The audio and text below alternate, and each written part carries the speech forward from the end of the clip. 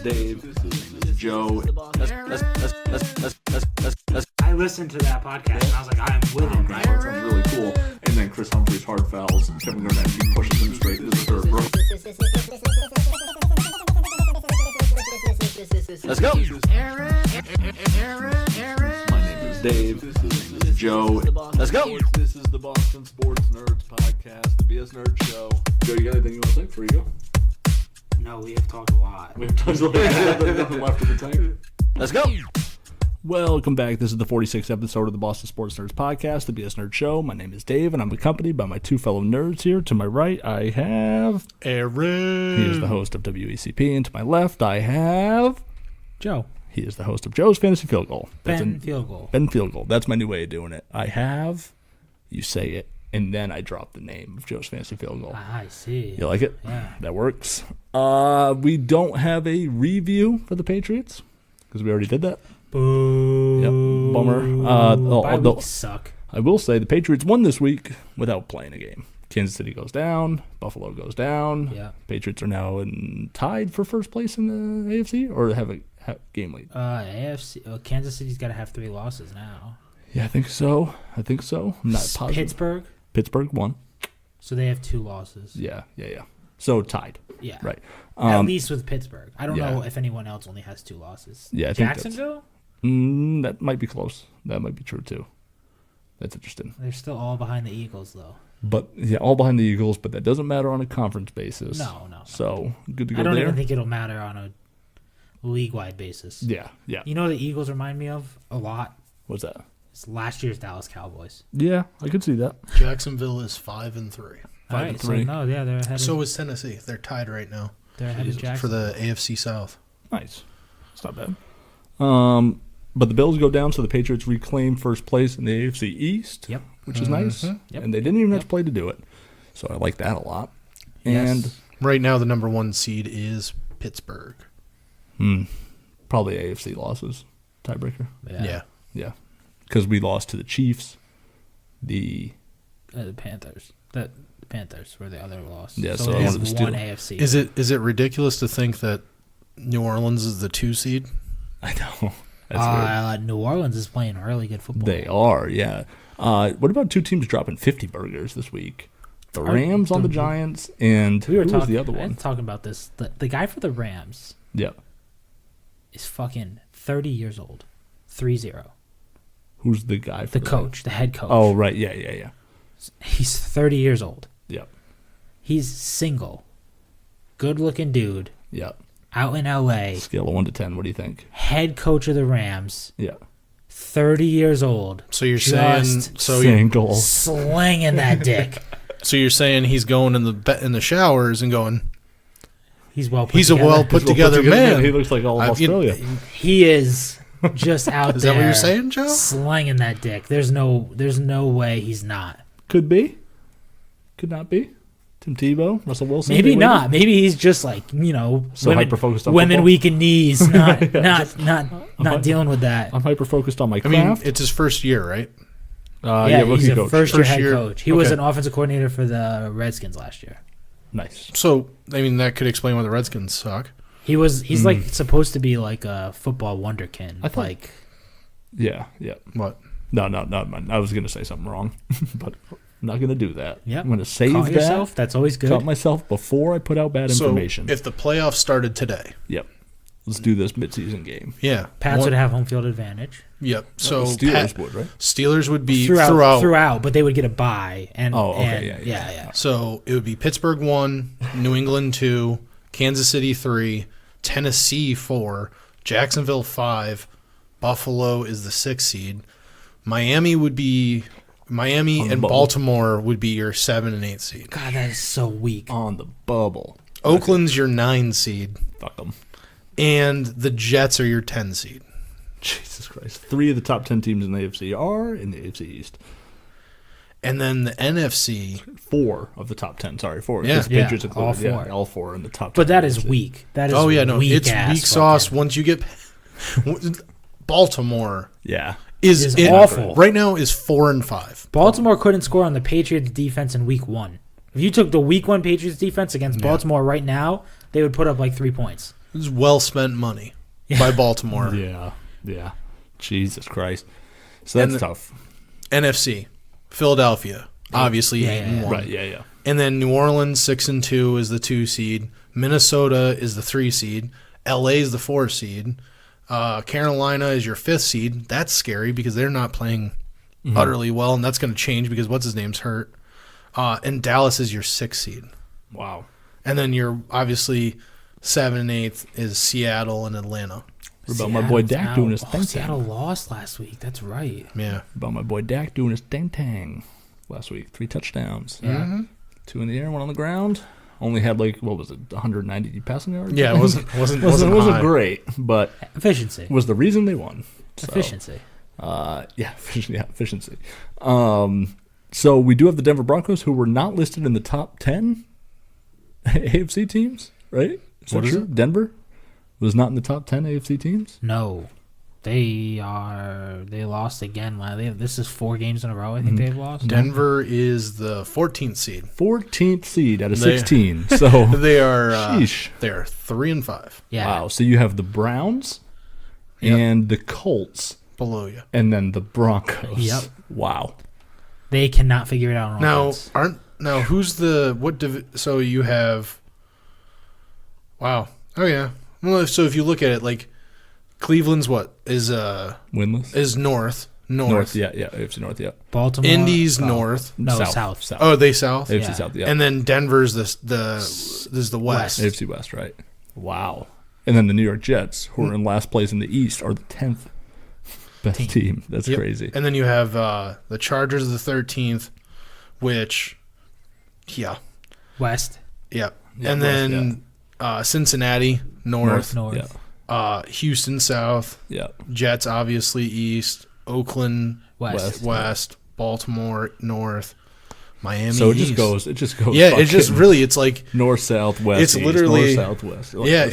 It's the East and kind of everybody else. Right, that's nuts. That's insane. And they've always said that.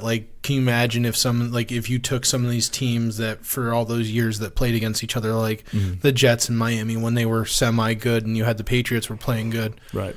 Put them in the South. I love people that do that. What if and everyone says the AFC East is a bunch of tomato cans. I'm it's really not when you really think about it because they go 5-11, 7-9. Pats lost to the Jets twice in the playoffs, and that's 2 AFC East teams. Right, exactly, yeah. The Jets represented the Jets made the AFC Championship game 2 times in a row. Right. It's nuts. But they do have the Broncos coming up this week. Defense still looks good, not great, not as good as it was anticipated to be. And Stephon Gilmore's back. Stephon Gilmore's back. It's good, I guess. Chris Hogan's out. That's bad. I know. that's a bad. What's his name? Didn't get called off the IR, right? Malcolm Mitchell, not yet. I don't know if he's going to come back. I don't know if he is either. Yeah, I read a similar article to the one that you highlighted last week. I don't know if he's going to come back. I hope he does. Bad news with McClellan that they won't activate him off his ability or his eligibility to return from the IR. He's out for the season now, so no plays for McClellan. Is that the thing that surprises you the most? Is that they didn't go out with a bye week, go out and sign somebody? Well, they did pick up Ricky Jean Francois, the guy who owns 30 Dunkin' Donuts franchises. Does he really? Yes. I don't know. I thought everyone here saw that article. Apparently not. I didn't see that article. I saw that they signed him. Yep, 30 Dunkin' Donuts franchises. Good pass rusher. Down the East Coast. He's a good pass rusher. That's pretty insane. Yeah. He's gonna. Where has he played before? I'm never. Not to be stupid. I've never played for 4 heard other this guy. teams. Yeah, he's on the Redskins previously. The R-words, Washington They're R-words. on the R-words. Yeah, was he on the Packers? I have no idea. I just know he's played for 4 other teams. I've never heard of this guy. Hold on, I'm gonna look. He's a pretty good D end. He's not great. But he's a really good businessman when it comes to coffee and donuts. The guy runs 30 Dunkin' Donuts franchises. Tell me that doesn't sound like a Pats guy to you. Yeah, they say New England runs on Dunkin'. That's the Patriots way right there. He's literally running on Dunkin'. Well, that might be the name of the show right there. He's literally running on Dunkin'. Jesus. Comma. I'm just I am interested to see. I don't know how much he'll be implemented this week, but I was reading an interesting article, I think by Mike Reese, about how they're so Trey Flowers dependent on when it comes to the D line right now, because Malcolm Brown's not practicing still. Alan Branch is an anchor kind of guy, but they don't have any outside movement at all. I think we're going to see a lot of 2 linebacker sets. I like that a lot. I liked it a lot against San Diego. And adding Gilmore to the fold. Patrick Chung down in the box a little bit more. Yep. I think they're probably strongest that way. I think Deron Harmon should be on the field. I think as much as he can be, yeah. It's an interesting, now they kind of have quite the defensive back controversy, because with Bademosi, or Badamosi, Eric Rowe make it. Who? My man. Jonathan Jones. Yeah. Right. Jonathan Jones, Badamosi, Eric Rowe's going to come back at some point. Yeah. Gilmore, Butler, Harmon, McCourty, Chung. I wish I had got a lot back there. I wish I had like the Pro Football Focus like membership so I could see everyone's ratings. Yeah. Because I want to know what Jonathan Jones rating is, like defensive back rating is. Yeah, that'd be. Because I feel like he never gets his name called, and that's because he is just the perfect cornerback thing, shutting everyone down in the slot. I agree. I like Jonathan Jones a lot. Like, actually. I'm not watching the All-22, so maybe he's just like completely getting his ass kicked, and they just happen to not throw the ball at him ever. But I feel like he is just like eliminating a slot receiver. I think that's probably true. Every game. You got so Ricky Jean Francois. Is it Francois? Yeah, Francois. It looks like Francois. Yeah, but it's Francois. He played from 2010 to 2012 for San Francisco, 2013 to 2014 for Indianapolis, 2015 to 16 with Washington, and then he was on Green Bay. Okay, yeah. He either got cut or he was on there. Yeah, he got cut, and then they signed him. He's had 2 tackles this year.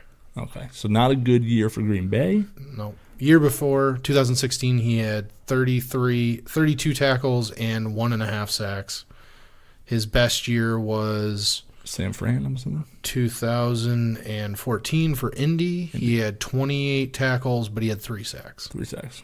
Okay, so he's kind of. I know he's a situational guy. Like he's a defensive tackle. He's 6'3", 310 pounds. There you go. Yeah, well, he's bigger than I thought he'd be.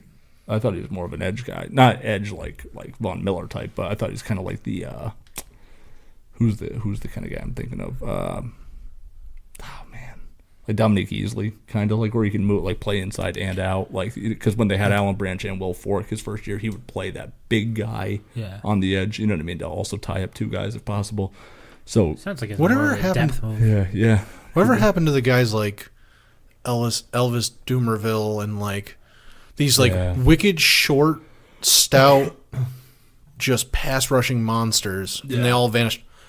The only thing I can think of, and that's why I think this year, like, you don't see a lot of like crazy sack guys, and there's nobody going nuts, and you never really hear about who leads the league in sacks. I have no clue. That's a good question. But the big thing that says to me is, hey, a lot of these guys can't take steroids anymore. Right. Yeah. That's interesting too. And another guy I was thinking of was like Ty Warren. Back when they used to play the 3-4. Yeah, he was 6'3", 330 pounds. Yeah. Or, 310, 330. I think the Browns could stop the Denver Broncos from scoring right now. So I think so, too. I'm not worried about the Broncos' offense. This game went from a concern of mine, big time, to like one of my predicted losses of the year for them, for the Patriots, to I think this is a scrub-up game for them. I think we're going to see it's going to be rough.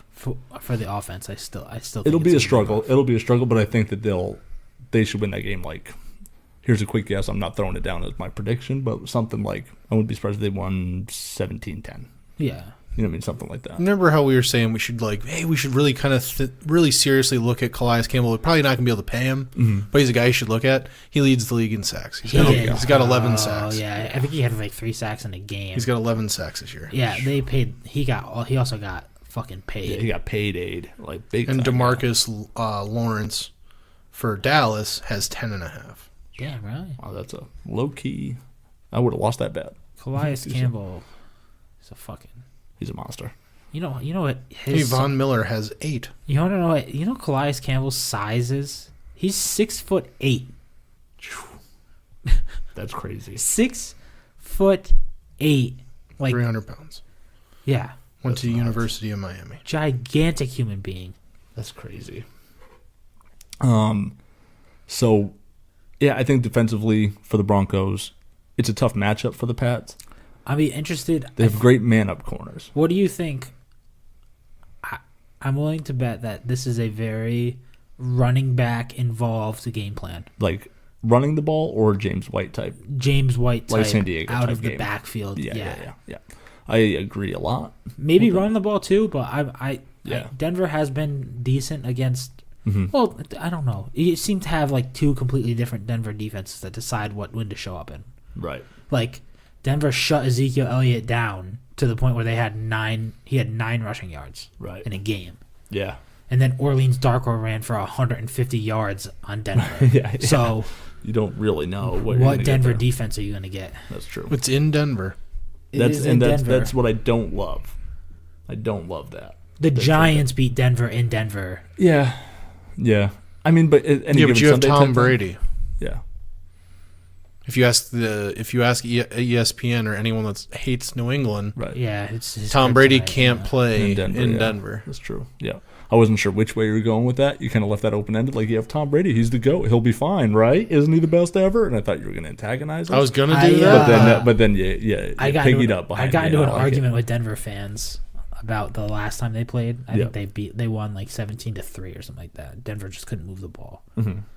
And they were like, Tom Brady was awful last time he came here. I was like, yeah, well, he threw sub 60% or whatever. Yeah. He also started off like 0 for 7 or something like that. Yeah. I was like, if you take that away, he actually played really good. Well, right? Like if you, he had a bad start, but if you take away his bad start, right.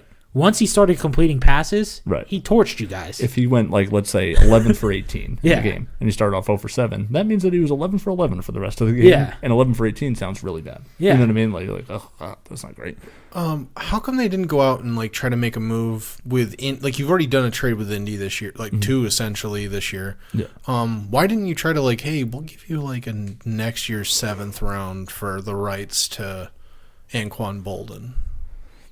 He's in Buffalo. Oh, that's right. He ended up in Buffalo. Buffalo prevented. Actually, there's a lot of talk that the Pats were trying to sign him because he's retired. Yeah, he's retired. Well, they hold the rights to him. They hold the rights to him. So they've been They said that the Bills have been like working tirelessly to prevent him from getting bought out in some way or whatever, like being able to no longer be a Bill, and because they know that the Patriots will call, sort of like how we talked about with Jahlil Okafor. Yeah. Like the Sixers know that if we buy him out, he's going to be a Celtic or whatever. The Bills, I had that same inkling. Like if we do just dismiss this contract or whatever, he's going to be a Patriot. And he's probably going to beat us twice in the next 10 weeks. Why hasn't Anquan Bolden come back like, oh yeah, you guys are actually pretty good? Like, yeah, I want in. Yeah. I'm sorry. I got through training camp. I was wrong. Right, yeah. Hey, I thought you guys were going to suck. Training camp's over. I don't need to fucking sweat my ass off anymore. I'm good. Let's do this. Let's circle those wagons. Really getting cold. Did you guys hear the story about Megatron? No. So, well, it depends on he was trying to come back. No. Or there were rumors. There were rumors that he was trying to come back. And they're like, oh, they spotted him in Philadelphia. Like maybe he wants to come back and go play for the Eagles. He was in Philadelphia. He was training at like Auntie Anne's Pretzels headquarters. To work as a rep for Auntie Anne's Pretzels, which is located in Philadelphia. So people saw him there. Oh, wow. And like it was reported like, no.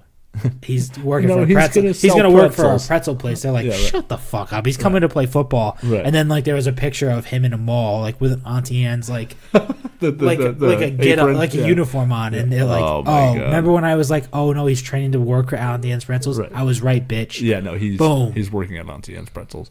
So it's like going into Starbucks here in Old Saybrook. Yeah, and walk in, and they are you Baker? No, you just do me. Hey, you're really fucking tall.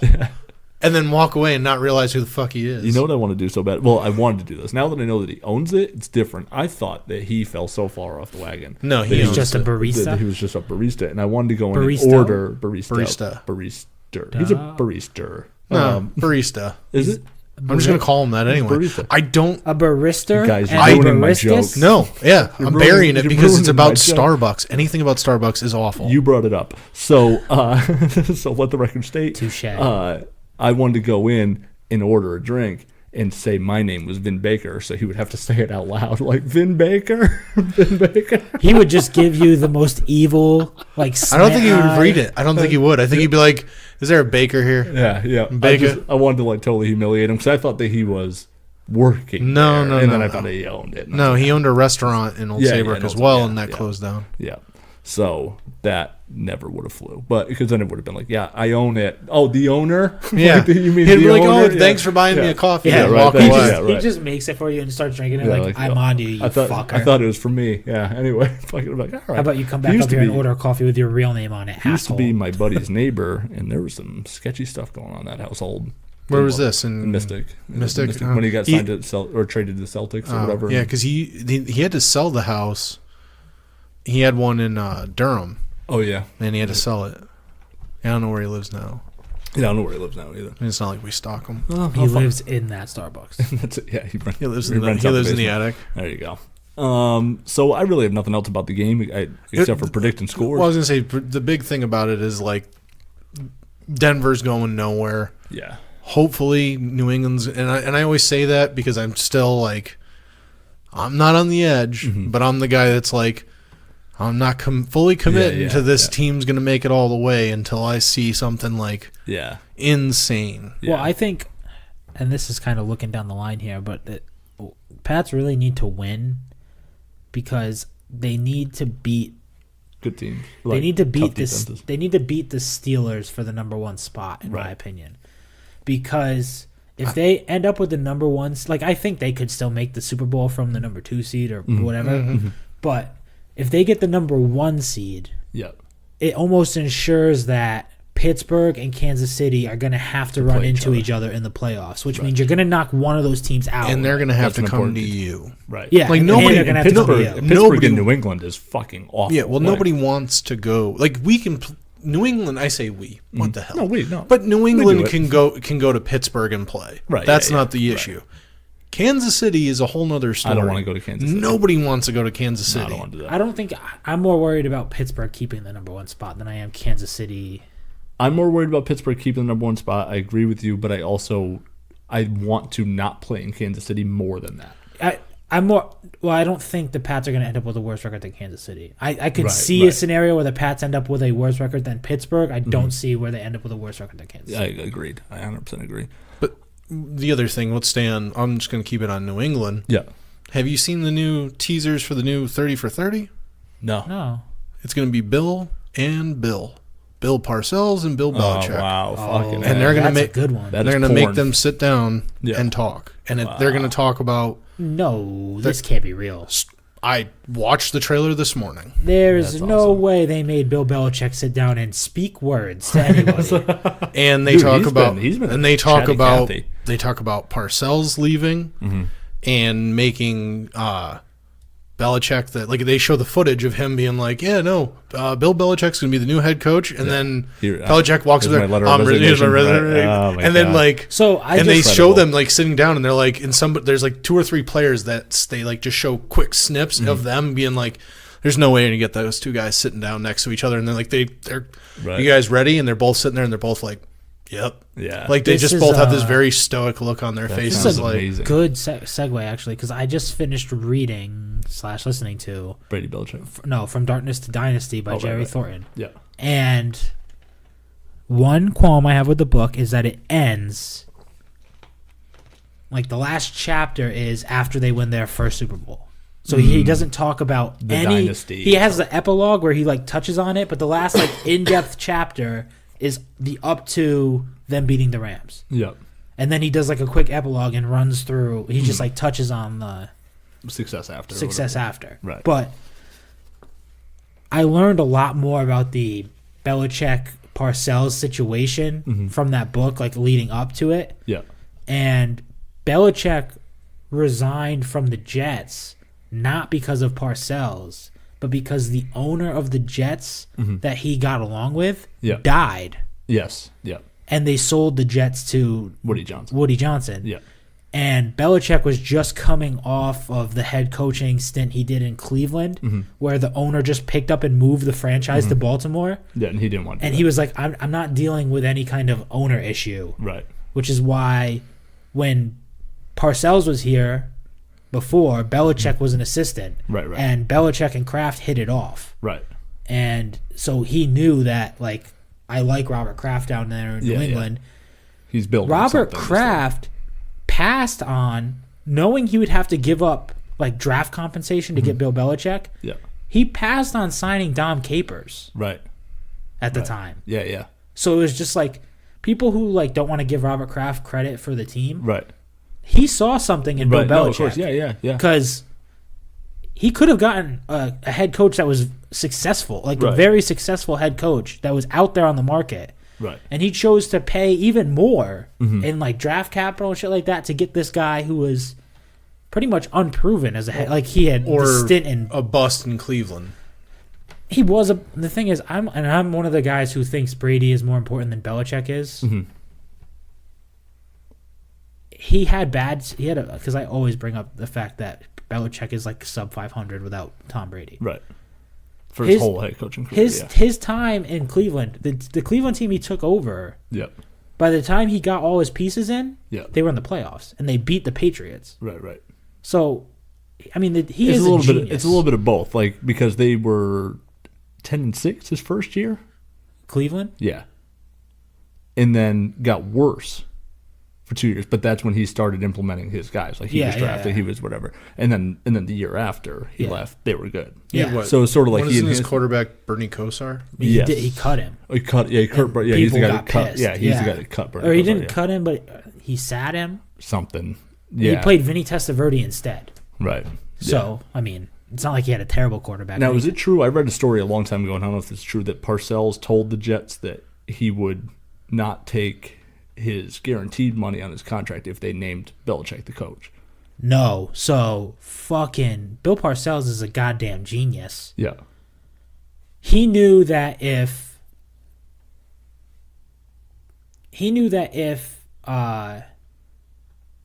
when Kraft fired Carroll, he knew he wanted Belichick. Yeah.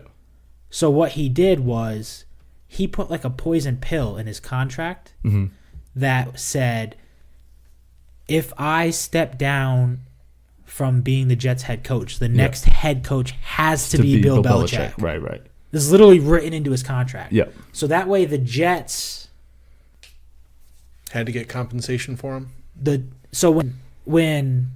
Because you're not allowed to stop a team from talking to an assistant coach. Right. But you can stop a team from talking to your head coach. Yeah, right. So the moment they fired Pete Carroll, Parcells stepped down as head coach, effectively making Bill Belichick the head coach, which means Kraft can't talk to him now. Right. Gotcha. And the Curtis Martin deal, where he stole Curtis Martin away from the Patriots. Yeah.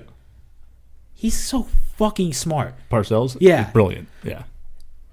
Curtis Martin was a restricted free agent, which means the Patriots have the right to match any contract that the Jets throw out. Would he match it for a penny more than the salary cap? So what he did was he offered Curtis Martin a deal for a lot of money with an option in it after the first year to back out. Yeah. Regardless, he had a player option after the first year to throw the contract away and become a free agent. Yeah. Knowing that the Pats would never match the deal because they would pay him a bunch of money this year. Right, and he then he could leave. He would throw the contract away, leave, and then Parcells would get him in free agency anyway. Yeah. So he literally offered them a contract that had. So it's basically like you have to franchise him because you got to pay him top dollar. Yeah. For it. He made it so that Jesus. the contract would literally, he could null and void the contract after the first year. Right. For no reason, like whenever he wanted to. Right. Oh, that's incredible. To keep him away from the free agent market. I remember when Emmanuel Sanders was a restricted free agent, and the Steelers were, they had possession of him or whatever. Yeah. I wanted the Patriots because the Steelers were in salary cap nightmare. Yeah. Right? Like they only had like $8 million in like the draft and all this, and I'm like, oh man, just offer him like right a penny over. $8.1 million, and they can't do anything. Like they can, but then they got to cut somebody. You know what I mean? And then you might be able to get someone that you like or whatever after that. But just handcuff them. And then worst case scenario, you pay Emmanuel Sanders $8 million a year. That's not that bad. Yeah. You know what I mean? Like in retrospect, yeah. Right, yeah, At the time, he was like not paid a lot of money. Right. And you know how Belichick is. If he doesn't know a guy that's like overly qualified, he's just like, well, here's this little deal, and I'm not you going to pay figure you it more out. than Wes. The other you know thing, what I mean? the other thing I learned from that book, From Darkness to Dynasty by Jerry Thorin, I'll give him credit. Boom. Terry Glenn, Yeah. Robert Kraft, and Bill Parcells hated each other. Yeah. And the reason they hated each other was because there was always a lot of tension, but because Kraft always wanted to know what was going on. Like he would meddle in the team a lot. Right. And going into the draft where they drafted Terry Glenn, Parcells wanted to draft a defensive lineman. Mm-hmm. And Kraft pretty much came down and said, no, we're drafting Terry Glenn. Yeah. And so they drafted Terry Glenn. And afterwards they asked Kraft, like, why'd you do that? He's like, we pay a lot of money to our scouting department, and Terry Glenn was our highest graded player. Right. And he wanted to pass on him because of a need. Yeah. Or because of a perceived need at defensive line. Right. And we pay our scouting department a lot of money to go get us our best players, and Terry Glenn was the best player on the board. Yeah. So that's when Parcells had the famous line, like, how do you expect me to cook the dinner if I can't buy the groceries? That came out of that draft. Right, yeah. The crazy thing is, Terry Glenn ended up playing his best for Bill Parcells, who didn't want him. Right. He never got along with Pete Carroll after. Yeah. He never got along with Bill Belichick really after. Right. And then he went and played for Parcells in Dallas after. And played well. Yeah. Solid at that age, yeah. Right. And that's right. I'll never forget Bill Parcells with the famous, I don't know if she's playing today or not. Yeah. Or whatever. Like he called her she all the time. He gave Terry Glenn like a boatload of shit, and Terry Glenn like responded to it for some reason. Right. Yeah. And that's because Terry Glenn was always hurt with something, hammy, whatever. They ripped into the GM at the time. Kraft hired a guy to be the director of player personnel to keep an eye on Parcells. Yeah. Right? So that he would have a guy there. Right, yeah. And then they promoted him to GM after Parcells left. Yeah. And they were going through his draft picks, and he had this penchant for like picking people whose names were alliterations. Like it would be like Robert Regal, like RRAA. Yeah. As he goes through, they got like a fucking smorgasbord of draft picks for when Parcells went to the Jets. They got like 6 of the Jets draft picks over the next 3 years, all within the first 3 rounds. Yeah. And with it, they drafted no one notable except for Andy Katzenmoyer. Yeah. And Robert Edwards. Jesus. Do you remember Robert Edwards? Yeah. Andy Katzenmoyer. He was a running back for him, right? Robert Edwards. Yeah. Andy Katzenmoyer was a linebacker. Yep. He played pretty good, and then he got like the fucking stinger. Yeah. His whole body went numb, and then he was never the same, and he retired like 2 years in. Yeah. Robert Edwards, the running back that came after Curtis Martin. Yeah. Broke like every Patriots rookie rushing thing. Then like almost died when he dislocated his knee at the like Zach Miller style. Yeah. Right. At the Pro Bowl. The Pro Bowl, playing touch football on the beach. Right. Yep. He dislocated his knee, cut an artery. He was like 40 minutes away from them having to amputate his leg. It's crazy. Zach Miller had the same thing. Yeah, and he was never the same running back again. Like, yeah, that's brutal. Well, this has been from Patriots history. From what was it? From Darkness to Dynasty by Jerry Thornton. Good book. Go read it if you want to learn about all of the fucking how awful the Pats were before they were good. This has been your weekly book reading, brought to you by Welcome Joe, to B.S. Nerds Book Club by Josie. Should I do my book? Like, should I write out my outline for a book? And send it to Holly? Like, especially, like, I'll wait till the end of the season. He did say to write up an outline. He did say. Yeah. It's your job. What was your book pitch? The Celtics. You go from the big 3. Right. And then you rebuild. And then this year... What's crazy is we did that interview before the Krie trade. Yeah. We did that before the freaking... Why doesn't he write it? Hayward hadn't signed yet, no? No, July 4th? They should do it. I'm telling you. Yeah. No, I'm almost positive. You should do it on Danny Ainge then. Playing career and GM career, just all the way through. Yeah. because that takes you through the big three. Right. I think that's what I did say to him. Like, that's what I said. I was like, Danny rebuilding the team. Yeah. That's really what it's based off. Yeah. But yeah, that's all I got. I do want to check that book out. I might actually pick that one up. It's really good. Like I said, my only qualm with it is that it stops at the Super Bowl. Like, after they win. But, right. And then it does like an epilogue, but it's very short. But you do learn about how fucking terrible they were. Yeah. How they were like the laughing stock. And you it's like a little recap on the AFL being born and yeah, those were some dark days. The merge with the NFL and that they didn't have a fucking stadium for years and years and years. See, I gotta finish reading the Teddy Bruschi book because I really want to get into him being a drafted 96. His rookie season, they go to the Super Bowl, they lose, and then Parcells is out. And then, like, you know what I mean? Like, that's the other thing. He's there through, like, all the, like, in-between years. Right. And then through the golden years. The two Super Bowls they went to and lost, they went up against, like, pretty much the greatest team of the era. Yeah. Right. Yeah. No, they went up against the 85 Bears. Yeah. And then the Green Bay Packers. Who were the only team, like, one of the only of, like, 3 teams ever in the history of the NFL to have the number 1 offense and the number 1 defense. Yeah. In the same year. Yeah. You know, also, Patriots factoid for you. We've only lost 1 Super Bowl to an animal. What? The Bears.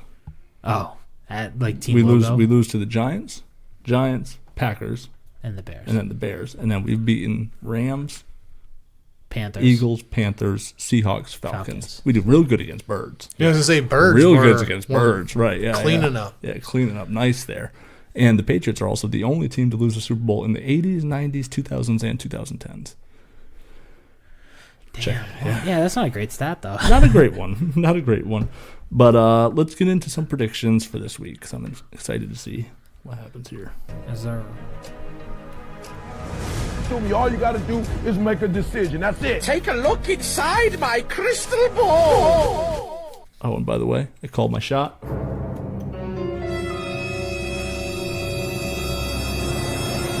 Two for 2 on official predictions. That's what I don't get, though. Why don't you just do this every week? Well, you gotta, keep it interesting. No, I like losing weeks. The comeback story is gonna be unreal. That's what it is. No. I like losing weeks. That's what I try and do. There you go. All right, so I did win the week last week by 1 game. I'm gonna say this: all my crazy picks, I pretty much lost. Yes, but take Aaron. I still only lost by 1. By 1, yeah, did all right there. San Fran goes back to beat you. Hey, you know, one. I was thinking the Giants could do something, and I was really wrong on that one. Hot take holiday, yeah, sticking with the Giants and Niners. Well, we were all both with 1 win. Do the Niners have a win? No wins. Here's one that I took. Here's my 1 flyer that I did make, and I did take my shot, and I did get it. The Cowboys. You did. I didn't. You love both that took pick. the Chiefs. Yeah, I took the Cowboys. Yeah. Love that. That's it. That was a good one. So yeah, right now we're standing at Joe with 4, Aaron with 3, Dave with 2. Yes, sir. Keeping it real funky, real interesting. Let's get into this week. Let's do it. All you got to do is make a decision. That's it. Take a look inside my crystal ball. A little peek behind the curtain. I forgot I already played the drop. So just so you know, we're doing prediction time. just to reiterate. Just to reaffirm that. All right. What do we got for our first game? The Thursday night game, Seahawks at the Cardinals. Seahawks. Yeah. It's Drew Stanton. Seahawks don't look good. No, they don't, but it's Drew Stanton. Seahawks. Cards did beat the Niners. Oh, yeah. Everyone beats the Niners. It's the Seahawks. I don't want to go hot take Dave here, but I really feel like the Cardinals are going to win that game. All right, go with your gut. All right. Going Cardinals here. I'm also not calling my shot, so we'll just see what happens. Dave will lose this week. Just see what happens. All right. He's off to a good start picking the wrong team. Saints at the Bills? Who did you pick? I picked the Seahawks. What is happening? Okay. Saints at the Bills. Don't like Saints on the road. Do think the Saints are hot. Who do you got? You can go first every now and then. I got the Bills. You got the Bills. Bills at home. Bills at home is good. I'm going New Orleans. I'm going to go Saints. I'm going to go Saints also. Last week I was talking a lot about how I thought the Bills were going to start their dissection. Nope. I picked the Seahawks to go to the Super Bowl, I think. I think you did too. It's written down somewhere. I'll find it. The Saints, though, they could be a surprise Super Bowl team. Could be a surprise team. That's true. Yeah, I'm going to go Saints. Okay. Wait, you just said no. You said the Saints. You said Bills. Yeah. No, I'm saying the Bills are starting their collapse. Yeah. All right. Packers at the Bears. The Bears. Yeah. Yes. Does that mean yes, the Bears? Yes. I agree. Listen, this is so shady. Just to stop on this game. Right. Remember how I keep saying that the Colts made a great deal for Brissett. Yeah. And now have you heard the new rumors that Jimmy Garoppolo's not going to play? No. That Andrew Luck might not play football again? Yes. Have you heard those? I have heard that. What do you think of Garoppolo not playing this year? I think that's fucking insane. I think it's a great idea. I think it's insane. I don't. What if he wins you 2 or 3 games? Yeah, but then you know what you have, and you have a quarterback. You sign him to a long-term deal. You can do that anyway. Now. Yeah, but now you don't. Now you're going to sign him blindly without seeing him play. Yeah. I don't know. If you don't play him, you don't play him this year, he could walk. He wants to play. Right. No, he's going to play next year. Is he? Are you going to sign him? No, the reason why they're not playing it, well, yeah, if they sign him. Are you going to sign him? Right. Because now he's going to hit the open market. The reason why they're not signing him, well, they could tag him. Yeah, the tag isn't much worse than what you'd have to pay. Now you're paying him top dollar money, and he hasn't. Right. You don't know what he is. Right. I mean, granted, it's going to come off the books, I guess. I get it. Aaron's just going all the way down. So make sure we get those. So no one can say that I didn't write it down. What I wanted to say about the Colts, though, is if they honestly think that there might be trouble in paradise with Andrew Luck. Yep. Jacoby Brissett. Legit. And this is his first time with real extended starting time. Right. Yeah. Good. He's going to get better. Right. It's a good deal. Why not think about shopping Andrew Luck? Mm-hmm. I know that sounds crazy to some people, but what has Andrew Luck gotten you? Right. Granted. Speaking of shopping, not to interrupt you, we got our answer about what happened with the Niners and the Patriots. Oh. John Lynch called. He called Bill, and you heard the story that he asked for Brady. Because he says when he called in the offseason, he said, hey, what would it take for Garoppolo? And Belichick says, nothing at all. He's not available or whatever. So then he hangs up, calls him back. What about Brady?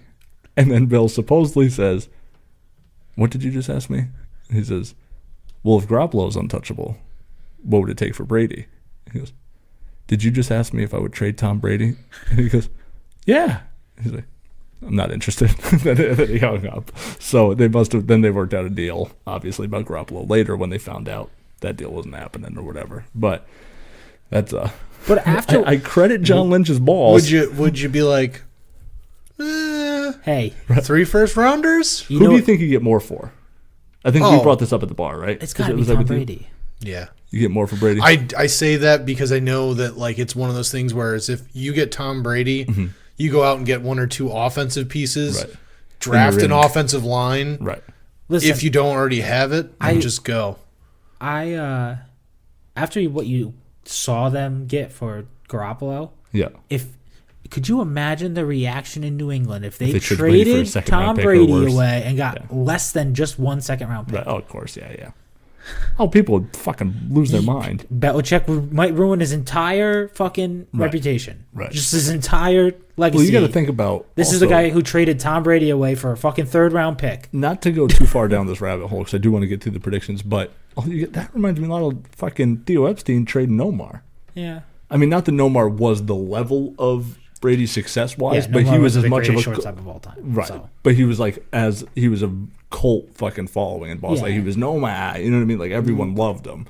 And you traded away debatably the best shortstop at the time. There was A-Rod Jeter, him, and Tejada was in there a little bit. But Nomar was a superstar in Boston. Just to also say one thing, we're proven steroid users. Right.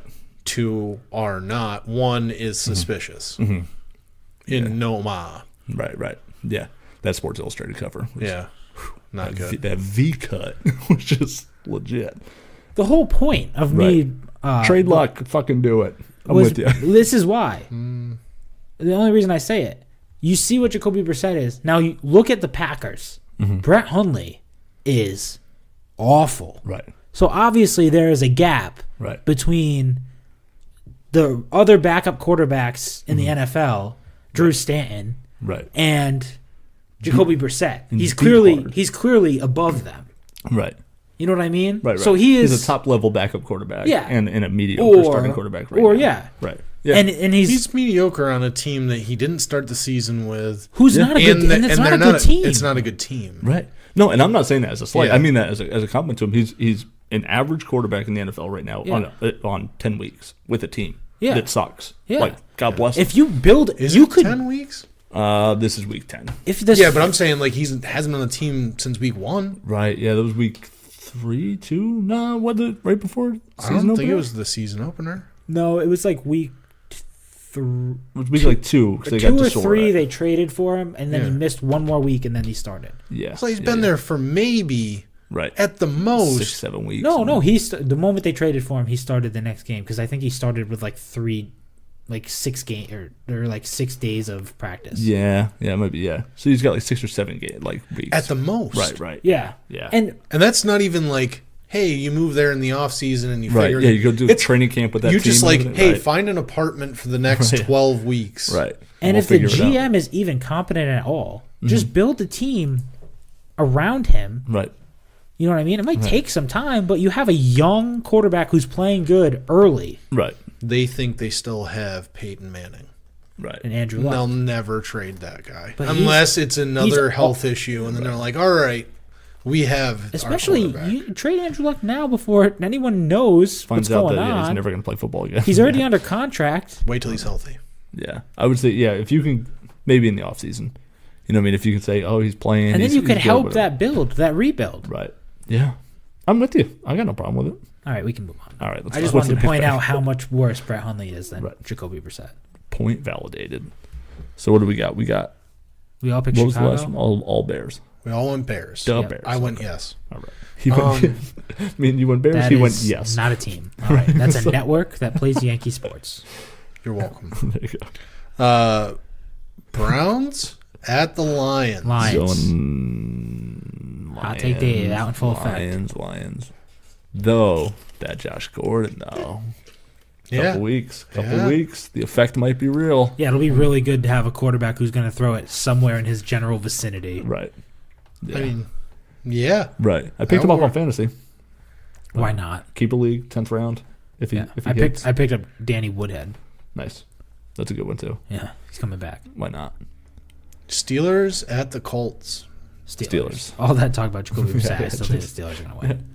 Keep him, pay the man, trade the starter. Steelers are going to blow you out. Yeah, Steelers are going to beat the shit out of you. Did you say one of the top pass defenses? One of. Not the top? I thought they were the. I thought Jacksonville. But I think Jacksonville. I said that on the thing. I was like, Pittsburgh Steelers top. Not top. One of the top. Yeah, I think the Jags have the best pass defense. I think the Jags do. And also 0-1 against AJ Green. The Jags? In a chokehold battle. So Jalen Ramsey lost that chokehold real bad. I'm going to go with Steelers. Let the record state. Yeah. I like it. Chargers at the Jags. Chargers at the Jags. Yeah. Phillip Rivers breaks the single game interception record. Jags. Which is like 7. Yeah. He throws 9 interceptions. Jets at the Bucks. I'm going to say that the Jets eat a W this week.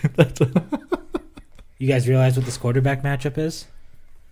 You guys see that? Yeah. You guys see that? Did you see this? What? James Winston? No. Hey, let's eat a W. Eat a W? Oh, my God. Oh, yeah. His stupid pregame thing? Yeah. Hey, y'all see this? Let's eat that. Let's eat a W. Let's eat a W. Like, and everyone's just like, what the fuck? It's like the viral video of the black kid at McDonald's where he's like, just like looking at it. Every teammate was like that, just like, Jameis, like what are you doing? Do you realize what the quarterback matchup is this week? It's going to be McCown versus Winston. Fitzpatrick. No, Fitzpatrick. Oh, Winston's down. That's right. McCown Fitzpatrick. Yeah, McCown Fitzpatrick. Jets versus ex-Jets. Ooh. The battle of the old... the quintessential Jets quarterback. Just like old career backup against old career backup. I'm going to go Jets. Jets. That's my pick, too. I think the Jets are going to eat a W. I think the Jets are... I can't believe... they're going to eat Winston's W. Yeah, they're going to eat Winston's W. I can't believe I'm even going to say this, but I think the Jets are honestly just the better team. I do think they're good. They are the better team. Just without Jameis Winston there. No Mike Evans either suspended. Yeah, no Mike Jets Evans. win. The Jets are just the better team. Yep. Doug Martin? Dead? Like, what happened to him in fantasy last He week? pissed me off. So I'm benching him this week. What's his name? Mispractice today. Forte. Oh, man, that sucks. He's kind of catching tough. fire, too, yeah. He was good last game. Had two touchdowns. He better play. I'm going to go with the Jets. Right. Bengals at the Titans. I'm going Titans. Logan Ryan may get put in a chokehold. I'm going Cincy. I'm going to go Cincy. I think it might be impossible for me to beat Dave like this week. And we might have agreed on every single No, one. I got that Cards Seahawks matchup early. I'm real glad that you did that. I'm just going to pick all the same ones as Right, you yeah, now. now let's just ride this wave. Vikings at the Redskins. Redskins. Did they just beat Seattle in Seattle? Or is that... I'm going to go No, Vikings. no. Is that in Washington? No, Washington didn't just beat Seattle in Seattle. Seattle just lost to... Washington, right? Was it? Last week? What was last week's Seattle No, game? it was, was it? Seattle lost to, Washington. Oh, okay. I keep Washington mixing the in Cowboys Seattle. Chiefs games up. All right, yeah. In Seattle? In Seattle. In Seattle. Yeah, it was in Seattle. And all right, so what's the game we're talking about now? Vikings at the Redskins. It's Washington at home. What do you got? I already said it. Vikings. Vikings. I think I'm going to go Vikings too. All right. I'm going Redskins. There you go. I already wrote it down, so you weren't taking it back. So you're on the record. You know what we didn't do last week? We didn't come up with a tiebreaker. I almost texted you guys he wants to score Monday night or something. I said to myself, yeah, but there's no Pats game. Like Right. we would have had to do the Monday night game. Yeah. And the Monday night game, I forgot who it was, but it wasn't like It was Lions. Packers. And I was like, no, Right. the Packers, no, their Right. quarterback is horrible. They won't score a fucking touchdown. Because I was like, if the Niners win this game, either me and you would have tied, Yeah. or me and him would have tied, Yeah. based on whatever the other game was. So I'm like, I don't know. And I'm like, what are we gonna do? What if we tie? Like now what? And I'm like, I called my just shot. be a it would I just be a called my tie. shot. I gotta fucking. It would just I be a gotta tie, get- Dave. So I almost texted you we guys would just like, flip hey, a coin. We would just do like we did with the rock paper scissors, best Yeah. of 13. Never Let's do it. expect a week to play out because the Niners win. So Yeah, that was a yeah. I like that. It was I like, hey took guys, 'em. if the Niners lose, I win this game, or I win the week. You're like, congratulations on winning the week. I was like, okay, all right. What's the game we got here? I didn't get to say it yet. What is it? Tell me what it is. Texans at the Rams. Rams. Rams. Sean McVay out there. Will Fuller dead? Is he dead? Is Matthew he dinged up all the time? Matthew He is, Berry or but no Watson. Field Yates, one of those guys, ESPN fantasy guys, came out and was like, "We still like Will Fuller for the rest of Yeah, I Field don't. Yates said keep him. Matthew Berry said trade him while you can. I because- don't like him at all. Right, I don't love that either. I have to play him because I got some bye week situations going on, but He's worth keeping in the keeper league. Yeah, You're going to and- have Deshaun Watson next year. right, yeah. I don't like him. For the rest of the year, I'm Yeah, out no, on no. that too. I'm gonna go. What did I say? You said Rams. Rams. Okay, Cowboys. What'd you say? Rams. All right. Rams. All right. I know I'm all over the place too, so don't mind me. Cowboys at Falcons. Cowboys, Falcons are BROKEN broken. They're Cowboys. broken. They blew another fucking double-digit lead this week. They're broken. So broken. I still think they would have beat the Patriots on a non-foggy night, but Cowboys. Cowboys. Giants at the Niners. Oh, why? This is the shittiest game ever in the history Jesus Christ. of ever. I'm still Cancel it. I'm Just cancel yeah. it. Like, if the NFL, cancel that game. Super sim. This is the NFL should be able to just super sim this game. I just want to watch defense only. They should just look at statistics and go, This team wins. Based on previous game statistics, this team wins. Oh, God, this is... I'm going with the Giants. Same here. This is like swallowing a cyanide pill. I just think, if Garoppolo is playing, I would think I would go with the 49ers. But I'll also go Giants. I'll agree with you guys. They let me down. Have you heard the stories about the Giants now? What? Like, there's like two. They hate their head coach. Yep. The entire locker room just can't stand him. And the GM has already set down a memo like, we're going to look at the top quarterbacks in this draft. Mm-hmm. Eli's like, oh, thanks. Thanks, guys. Well, he'll play better. Yeah. You suck, Dick. Right. That's true. I'm going Giants. I already said that. So I got you. Are you going with San Fran? No, I said the Giants. No, I did say the Giants. No. Okay. No. All right. I didn't pick the Browns. Get off the Browns of me. either. Yeah, right. Yeah. Pats at the Broncos. Patriots. The Sunday night game. I'm going Patriots Sunday night. Are you going to stick with your 17-10 score? I like, let me see.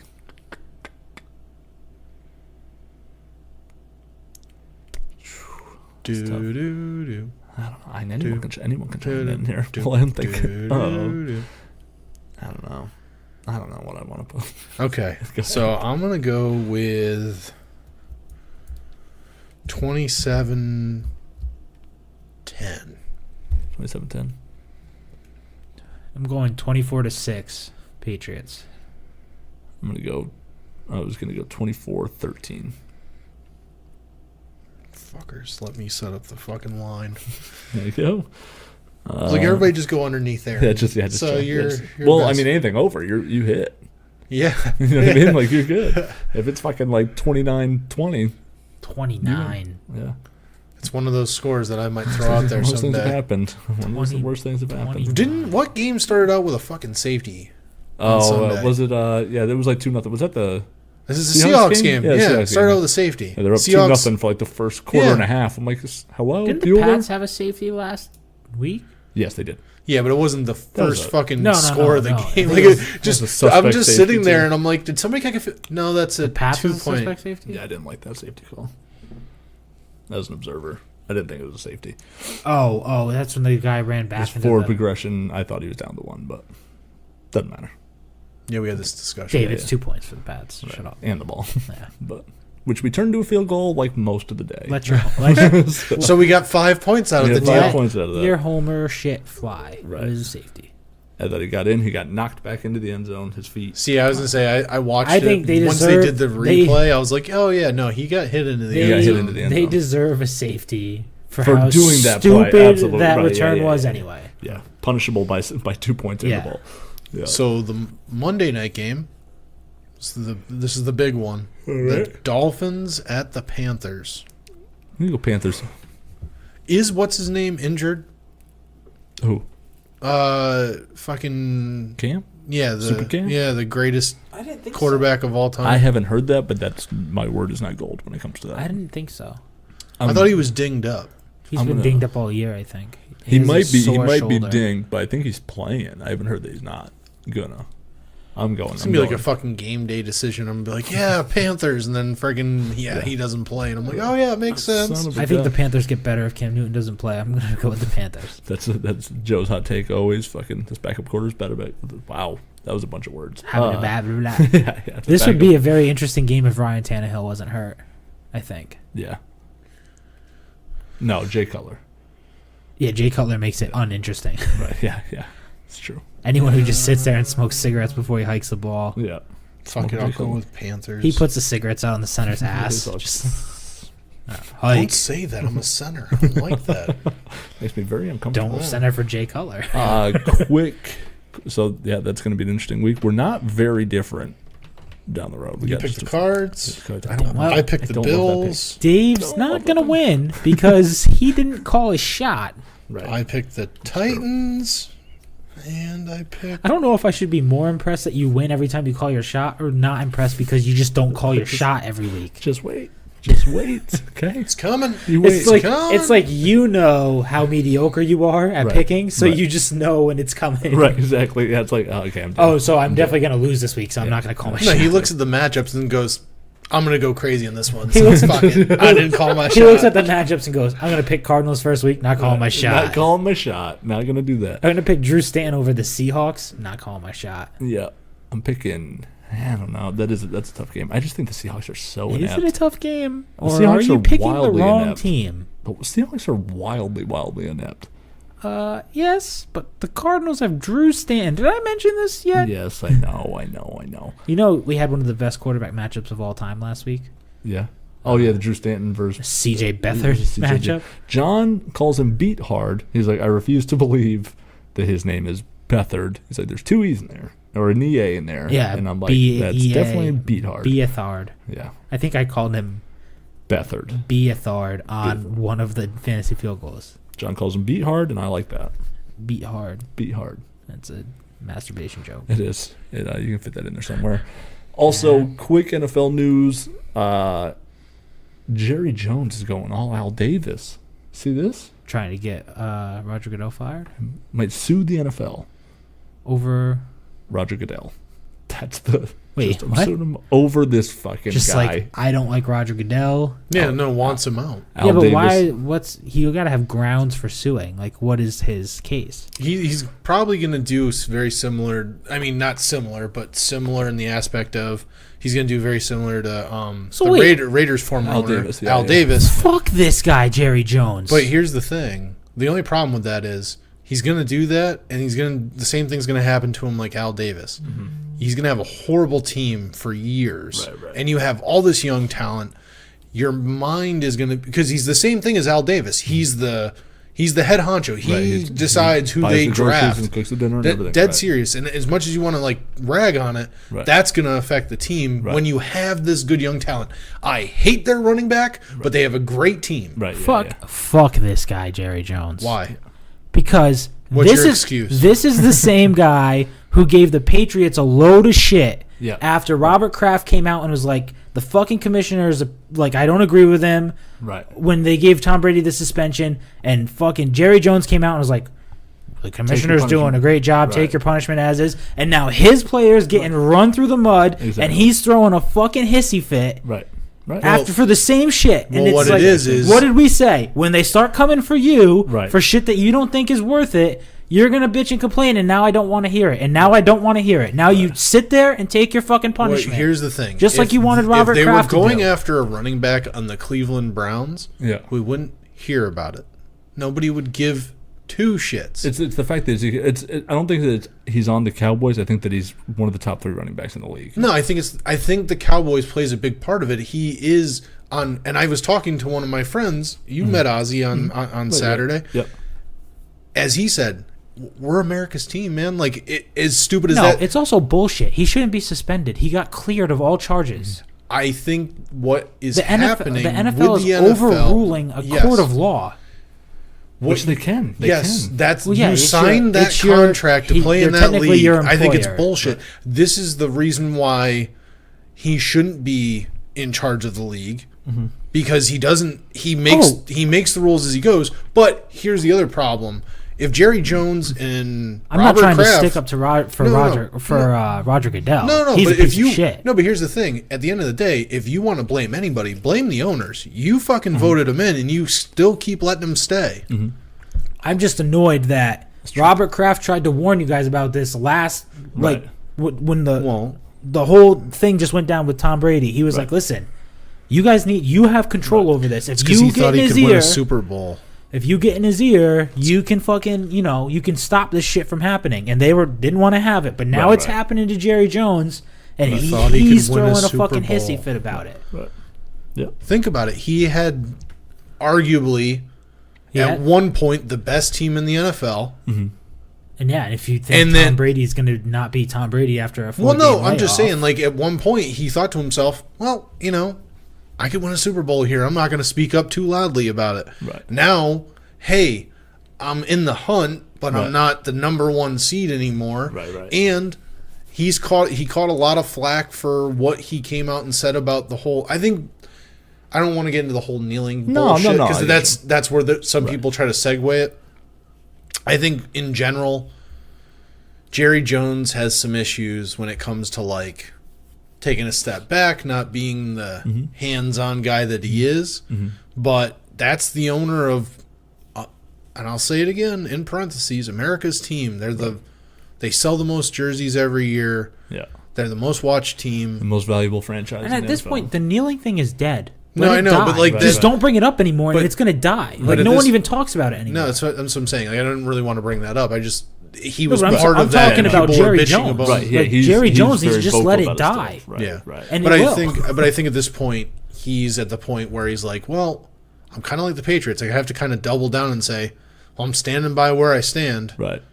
But then Robert Kraft did, and a lot of Patriots fans turned their back on Robert Kraft when he accepted the punishment, and I didn't love it, but I was like, I get it, because what are you going to do? No, I think Robert Kraft took the punishment thinking it was going to be that was help Brady. This is where I would get. Give me my quarterback, and we'll take. There was a deal struck. I don't care what anyone says. There was a deal struck, and then Goodell fucked him. And then Goodell fucked him, and then I don't think Goodell. I don't think it was.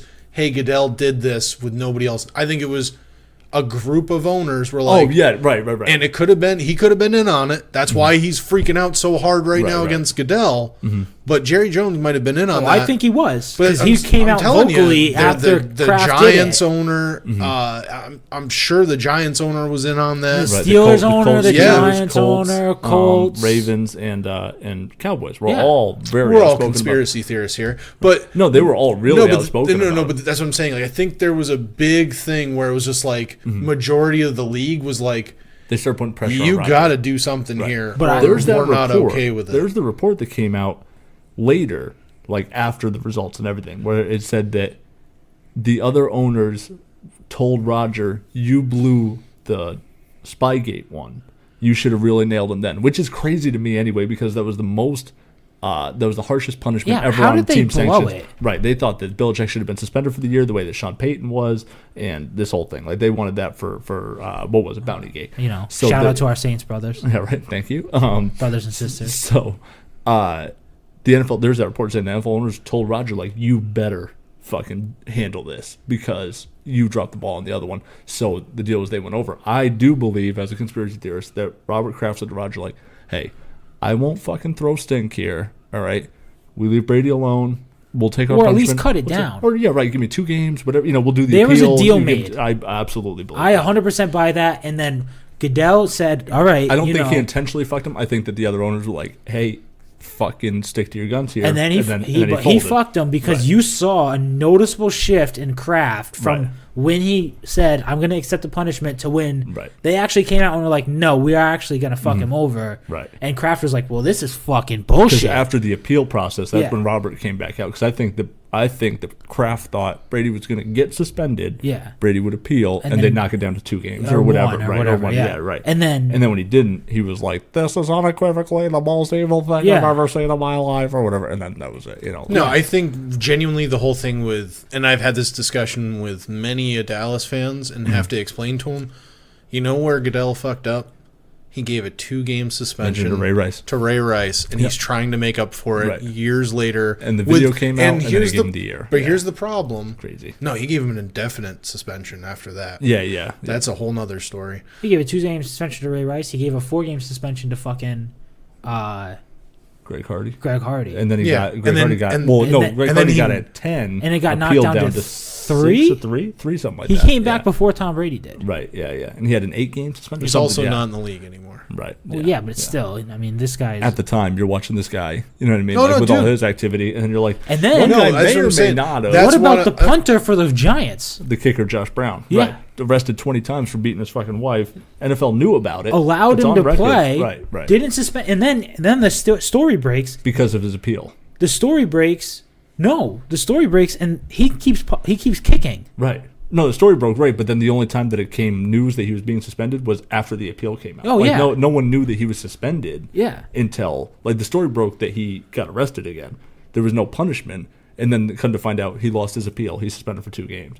And then that's when Lou Maloney was like, wait a minute, you came out, Roger, and said domestic violence now is either automatic 6 games or nothing. He was like, so how do you get 2? What, did he rough her up a little bit? How do you, it's either 6 or it's nothing at all. Yeah. What are we doing? What the fuck?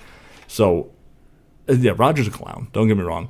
But Jerry Jones going rogue, and I was interested to see. I think he's gonna waste a lot of money. I don't. As much as I hate Roger Goodell, out of spite, I don't think Robert Kraft should back Jerry Jones in this. Right. No, I don't think he will. But I think he should. They're both deposed too. You see that for the Kaepernick collusion. Yeah. So Well, so did Goodell. They're not going to find anything on Robert Kraft's phone. They have no interest in fucking. I think there's some, and Kevin's like, why the fuck the Patriots? Why the Patriots? Why always the Patriots?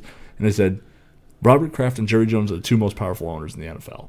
So I would say they're the most wealthy owners in the NFL. I think. Well, Robert Kraft has a lot of influence, especially on TV deals, and stuff like that. And he's the guy that gets all the credit for getting the lockout resolved. You know what I mean? So, and Jerry Jones being part of the game for so long, most valuable franchise. You know what I mean? Like if each franchise were to sell right now, I just don't think there's going to be a lot on Robert Kraft's phone. I wonder if, and I don't think there is, but I wonder if the people looking to do the deposition are saying, does Kraft have a text to them saying, hey, guys, don't do it? It's bad for the league. Don't sign them. You know what I mean? Like, if there's someone that's going to send a, hey, rally the troop, hey, boys, let's, we can't do this, it would probably be Robert Kraft. Not saying there's a racial tension or whatever with him, just if there's one owner that gives a shit about the image of the league, it would be Robert Kraft, because he's always saved the league as much as he could until he turned on Roger. I don't think it would be. I think it's Jerry Jones. He's the one that's super against his team kneeling. Yes, and Robert Kraft has kneelers on his team. I mean, from a ownership leader standpoint. Yeah, that's why I think they're grabbing the biggest owners, but I honestly don't think there will be anything on Robert Kraft's phone. I don't think there will be. I don't think there will be. I think if you're going to find it, it's going to be on Jerry Jones' phone. Probably true. Text messages like, hey. We all know fucking Robert Kraft's got a burner somewhere. Because he's tweeting about himself on another account. Yeah, totally. It's just Jerry Jones is the one who gets his all in a stink about his players kneeling. Like he's out there numerous times saying like, I will cut, like I'm not going to play players who kneel. Right. Like obviously he's going to be the guy who says something. I agree. Who's probably the most guilty? Jones. Who has the most leadership communication among owners? I think it's Robert Kraft. I think I would believe you prior to the Deflategate shit, but I still think he cares about the Shield. I don't think he likes Roger. I think he does, but I think Fuck you, Roger. I think he's pulled back a little since the Deflategate thing. Like I'm not. If you guys are going to treat me like that, then But I think there's a majority, or the majority of the owners. There's a lot of support for the Patriots too. He's definitely in the boys club. Yeah, you know what I mean. Yeah, that's I guess that's a good way to put it. Right. Even though they did turn on him, then I think he's just like, well, business wise, we're here. We do this. You know what I mean? So I don't know. I don't even think there's a conspiracy. Well, I don't think that. There's a collusion case. A collusion thing. Right. I don't think Kaepernick is not going to win that case. I just think he's just not a good enough quarterback to be a hassle, and you're not going to be. There might be like, I don't think he's worth it. Blah blah blah. But I don't think the perfect example is Tim Tebow. Yeah. And I don't want to compare their game on the field. Right. But that's a good comparison. The drama that comes with them. Their game on the field is pretty damn close. Well, I feel like, as much as I hate Kaepernick, and I hate him as an athlete, and I think his personality-wise, like if I met him in person, I'd be like, you just don't like America. I get it, dude. I get it. You can go to fucking Cuba and hang out with your buddy, and I don't care. Like, I really don't. Right. You don't affect my life. I don't care. He is a better quarterback. He's got a better arm. Yeah. For sure. He's a better quarterback than Tim Tebow. I think Tebow, if he had a better, if he had a better arm, and that's not, he could. No, he's much more accurate than Tim Tebow, and Colin Kaepernick is not accurate. Right. No, that's what I'm saying. I think even if you gave him a halfway decent arm, mind wise, Tebow had the winning mentality. Yeah. I think that's the problem with a lot of teams when they look at a guy like him. He likes to embarrass the league. Yeah. Whether you take that side or not, it's he projects it out to the league a lot on that. He wears the cop socks. Yeah. His you know what I mean, the like Fidel Castro shirt. The Castro shirt. Like at a certain point, you're adding up enough stuff. Your fiance or wife or whatever she is or girlfriend keeps tweeting stuff that you know that they're sitting there together going, yeah, do it. Yeah, do yeah, it. yeah. I didn't say it, she did. Right. But come on, man. Like at a certain point, yes, Tim Tebow has the whole religious aspect of him. Right. But he's not like in your face. Like I didn't like the halftime commercial with his mother. Mm-hmm. See, Well, don't have an abortion because you could have this. Mm-hmm. Yes, because every woman that lives in the fucking middle of nowhere, West Virginia, or in the inner cities of New York City, can have a quarterback that wins a national championship and he wins a Heisman. Right. Yes, they can all do that. Right. No. Right. I find Tim Tebow to be equally as offensive as Colin Kaepernick. Like, I think that they're equally as showboaty about their cause, and whether I disagree or agree with one or the other, I think they are very equal. Like, it's always Tim Tebow's no secret about his religious beliefs and how he thinks him first, and all, you know what I mean. Yeah. And that's fine. Every person to me has the most ability professional to athletes, right. Women beaters or not. Right. That's usually the first person they throw out there because that's how they were raised. Right. That's who they they look for inner guidance. Apparently, I think that I think they're just as they're very equal on two very opposite ends of the spectrum, but I think that they're on the same level of if you don't want to hear it, shut up already. Just get off the field. Yeah, I don't care anymore. Right, you can't play and you're annoying. Yeah. Goodbye. Right. Yep. Just he's bad. That's why Colin Kaepernick's he's on also his team. not good. If Colin Kaepernick was Aaron Rodgers, it wouldn't matter what his. That is 100% true. I do agree with that. It's that pie chart that we talked about a long time ago. Here's the other thing: if you do something stupid, like he's done, like he's like, okay, you did the kneeling. That's a belief. That's a. Hey, I'm standing up for what I believe in. If he had stopped there and then just like slowly just stopped talking, but did it and just didn't talk. That's the thing. And then when he started wearing, like I'm saying, like once again, you start piling it all. Right. It's when you keep poking at the bear. Right. At a certain point, people just get Bear's like gonna bite back it's and- like anything else. It's like politics or anything. At a certain point, these people get annoying, and they just keep doing it. and They don't know how to shut their mouth. Right. You get to the point where you're like, listen, I just don't want to hear you anymore. Just Goodbye. Jerry Jones is a fraud too. Like he's like, I'll sit my players if they kneel. Right, if Dak Prescott, Zeke Elliott, and DeMarcus Lawrence decided they were going to kneel You're not going to cut him. every game, He'd be out of business. He's not going to sit them either. Right, He wants to win. You don't think if Ezekiel Elliott started the season kneeling, he would say to Goodell, listen, just suspend him.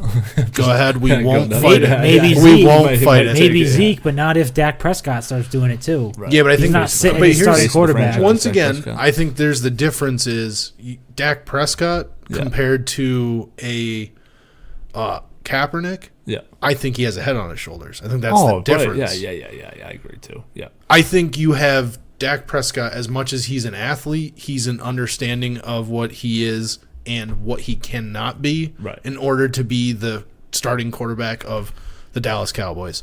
Colin Kaepernick thinks he should be the starting quarterback of every team and thinks that everybody should respect him. And he has a very inflated view of who he is. I think Dak Prescott realizes that he's lucky to be in the position that he's in, and he's very happy with that. That argument we had about Dak and Zeke, that was, just to reiterate, that was a who is the face of the franchise argument, Right. not who is more valuable. Right. Because Dak Prescott is 100% more valuable than Ezekiel Elliott is. Yes. I think that's Zeke I kind of got is caught the up on that face side of the franchise. Yeah. Like who's going to sell more? Yeah. Right. I agree with that. I did intertwine the two. Where I'm like, Dak's that guy. Oh, like, he's important. And I always think that the quarterback is typically more the face of the franchise. But you're right. Like when you put out a poster, is it going to be Dak or Ezekiel Elliott? And Ezekiel Elliott is probably the better player. I think if but I think with this season and the way things have gone, I think Dak's going Prescott. to start to take that. If he continues, I don't know, because I think when the Cowboys do good, I know Dak had 3 touchdowns, but a lot of it is Dak throws for 190 yards and doesn't turn the ball over, and Zeke rushes for 150 and 2 touchdowns. Right. Yeah. You know what I mean? Yep. But which is like Dak's he's gonna perform well. He's gonna not turn the ball over. He's gonna be efficient, but throwing for 190 yards doesn't get you very far. Doesn't make you I just franchise. think, whereas rushing for 150 and 2 touchdowns. Yes, but I think at a certain point you begin to look at a player and go, yeah, he's a great athlete. And then you look at Dak Prescott and you're like, he's a great athlete. Right. Doesn't put up a lot of numbers. He does what the team needs him to do. Yeah. Like you're saying, his job is to hand it off. Yeah. But he makes those little calls. And guess what? When he goes up in front of the microphone, Right. he doesn't sound like an idiot. He doesn't embarrass the team. He doesn't embarrass the league. The face of the Boston Celtics is Kyrie Irving. Mm-hmm. But Al Horford sure does do a lot. Mm-hmm. Right. Low key. Yeah. Low key. I got you. Yeah, that's fair. Well, here's the thing. Like, if everybody started jumping on the bandwagon, well, we can segue into that if you want to. But if you started having, Marcus Smart? Oh, yeah, dude, he's the... No.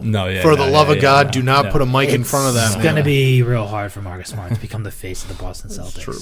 Before we move on to the Boston Celtics, I did want to touch back on an old segment that we haven't done in a while. Been a bit.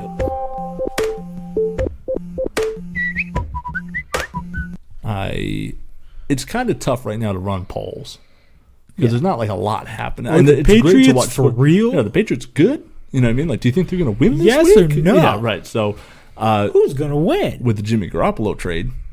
It was a pretty good opportunity. Oh yeah. You know what I mean? So do you guys like it? Dislike it? 88% of the vote likes the Jimmy Garoppolo trade, which is much higher than I thought. Yeah, kind of a little shocked by that. Yeah, I don't even remember the trade. It was for a second round pick. No, I don't even remember the vote. Yeah, I'm pretty sure I voted I didn't like it. Yeah, I'm sure. No, I think you did. I think you said you. I voted I liked it. I know that. I think you said you liked it. I don't remember. I got Aaron right here. Like it. Did I? The only reason why I think I liked it is because I think genuinely I'd rather you trade away him and keep Brissett in general. Yeah. That's always been my point. Yeah. I think Brissett's the better quarterback. We don't have either of them. I know. It doesn't matter anymore. I don't think that's true. It's going to matter next season if, Andrew Luck doesn't come back to play anymore and they both play and then we watch Brissett go out there and just fucking murder people. I think Garoppolo's a really good quarterback. And then, Garoppolo's going to suck. Garoppolo might get hurt. He might get hurt. I don't know about his toughness. Fucking San Francisco. I'll eat the words. I'd just rather say it now. Garoppolo's going to suck? I think he's going to suck in San Francisco. I think he's a better quarterback than Jacoby Brissett. I do feel that way. I think he's light years ahead of the quarterbacks in San Francisco right now who suck. Yeah. I also think they've had many weeks to play in that system. Now, we're going to move on, okay, to Mr. Flat Earth. Ben field goal.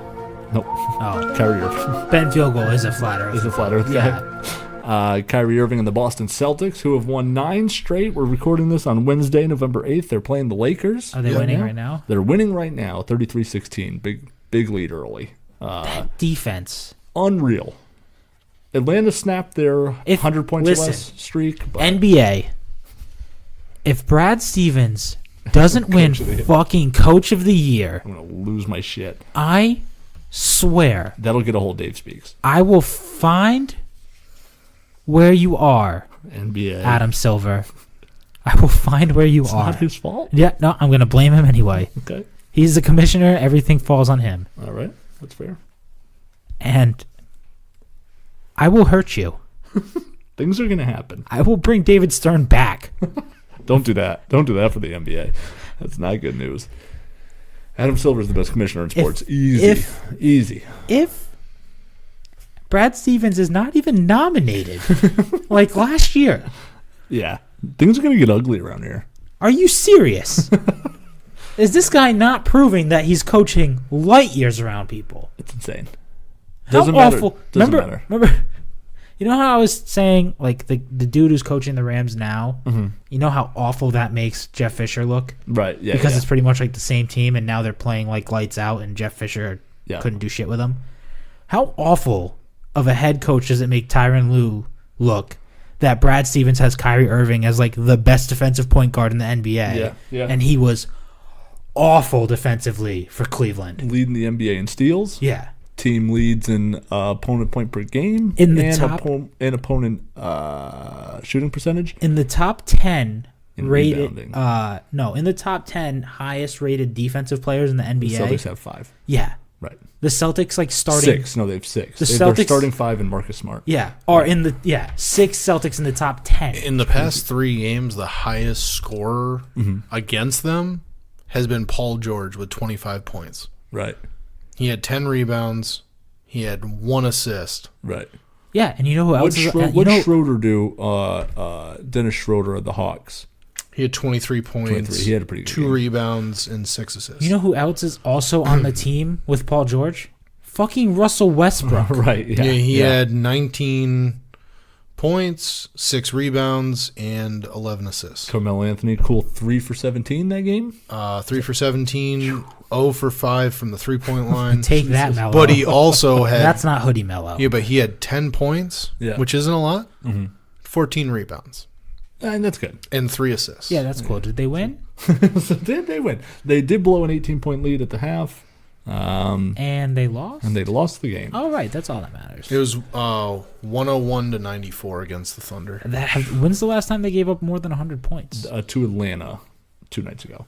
All right. But that was the first time. Their average is less than 100. It's less than 100, yeah. And they had like I think they're the only team in the NBA games? that has less than 100. 100-point average, yeah. That's probably true. Their defense is unreal. It's I can't even, like... Horford almost had a triple-double against the Atlanta, Hawks. 14, 10, and 9, 15, 10, Average and 9. Al. He had 15, It's anything but 10 average rebounds, this year. and 9 assists. Is he playing tonight? No, he's on concussion protocol. He got clobbered with an elbow in the Hawks game. He got tagged. Well, if he's going to miss a game, Right. at least miss against the Lakers. Now, I talked to Aaron about this before. I thought this was an interesting take. It's not a hot take or anything, but Morris? I'm Still excited. not playing? He's playing. He didn't play that one game. The Hawks. He should have played against the... No, I think he played against... he did. He played against... the Thunder? The Thunder. Yeah. Yeah, He's been playing. He just had the night off against the Hawks for some reason. Sick, maybe. He was out. All right, so he played against... No, he's been out the past 2 games. Played against the Thunder on the 3rd. Yeah. On the 5th, he played against... he didn't play against the Magic. Right? No, he started against the Magic. Yeah. He had 11 and... he had 12 points, 7 rebounds, and 1 assist. Yeah, and if you're getting that kind of stuff from everybody, like it's crazy. He Tice, needs to stop shooting threes. He was 0 for 3. not a great 3-point shooter. He's kind of one of those like Josh Smith types. That thinks He was he's a 0 for 3-point 3 shooter, against the Magic, and he was 0 for 2 against the Thunder. Not a great 3-point Stop shooting shooter. the threes. Don't do that. Don't be Al Horford. He chucks you the- go He's Trying 4 to keep for the defense honest. Al Horford goes 4 for 4 from the 3-point line. 3 for 3 the next night. 3 for 3 the next night, and then goes 1 for 5. Like, okay. Bounces Well, out. you came back to earth. He came back to earth. 8 for 12 though over 3-game stretch. Not bad. 66% 3-point shooter from my center, power forward. They have done exactly like I said. I wanted to pull the numbers up before, but I didn't have time. Their starting lineup is not a starting lineup. It is just sometimes it's Baines, sometimes it's Morris, Horford at the 4, Horford at the 5, Tatum at the 4, Baines at the 5. It's just a It's ragtag of matchups. It's literally Brown, Irving, Horford, Right. And then the other two. and like Tatum swings between small forward and and the 4. power forward. Right, yep, exactly. Depending on who's Semi? It's actually Shemi, I found out. Well, not anymore. Shemi Ojale. Playing well, too. Playing well. Everyone is. In spots. I mean... The only guy that hasn't really wowed me, I shouldn't say, like, Shemi hasn't wowed me, but he's been good. Like, I like everybody. Nader? Shane Larkin. Yeah, no. Not been great. No. What are we And doing? the thing is, do they even really... Need him? Yeah. Nope. I think guy. he's one of those guys they throw out there when they're like, hey, we need to get somebody a breather. I think I would not be surprised if you get a Baines. I fucking love that guy, by the way. He's well put together. A Baines, Smart. Especially in the shower. It's well put together. I wouldn't be surprised if there's a Baines. I'm trying to think of the package. Baines, Smart, Horford, Lakers pick / Kings pick, and Celtics pick for Anthony Davis. Offered this year. Jesus. Wouldn't be surprised. Why do that? I mean, you get Anthony Davis, I guess, yeah. Yeah. No, so, never mind. Yeah, Forget but what I said. Al Horford, max contract guy. You're going to want to move on from that soon, probably a year early before you're at that top dollar with him. Because if you want to extend Kyrie, Yeah, but you can fit you're gonna need the 3. money.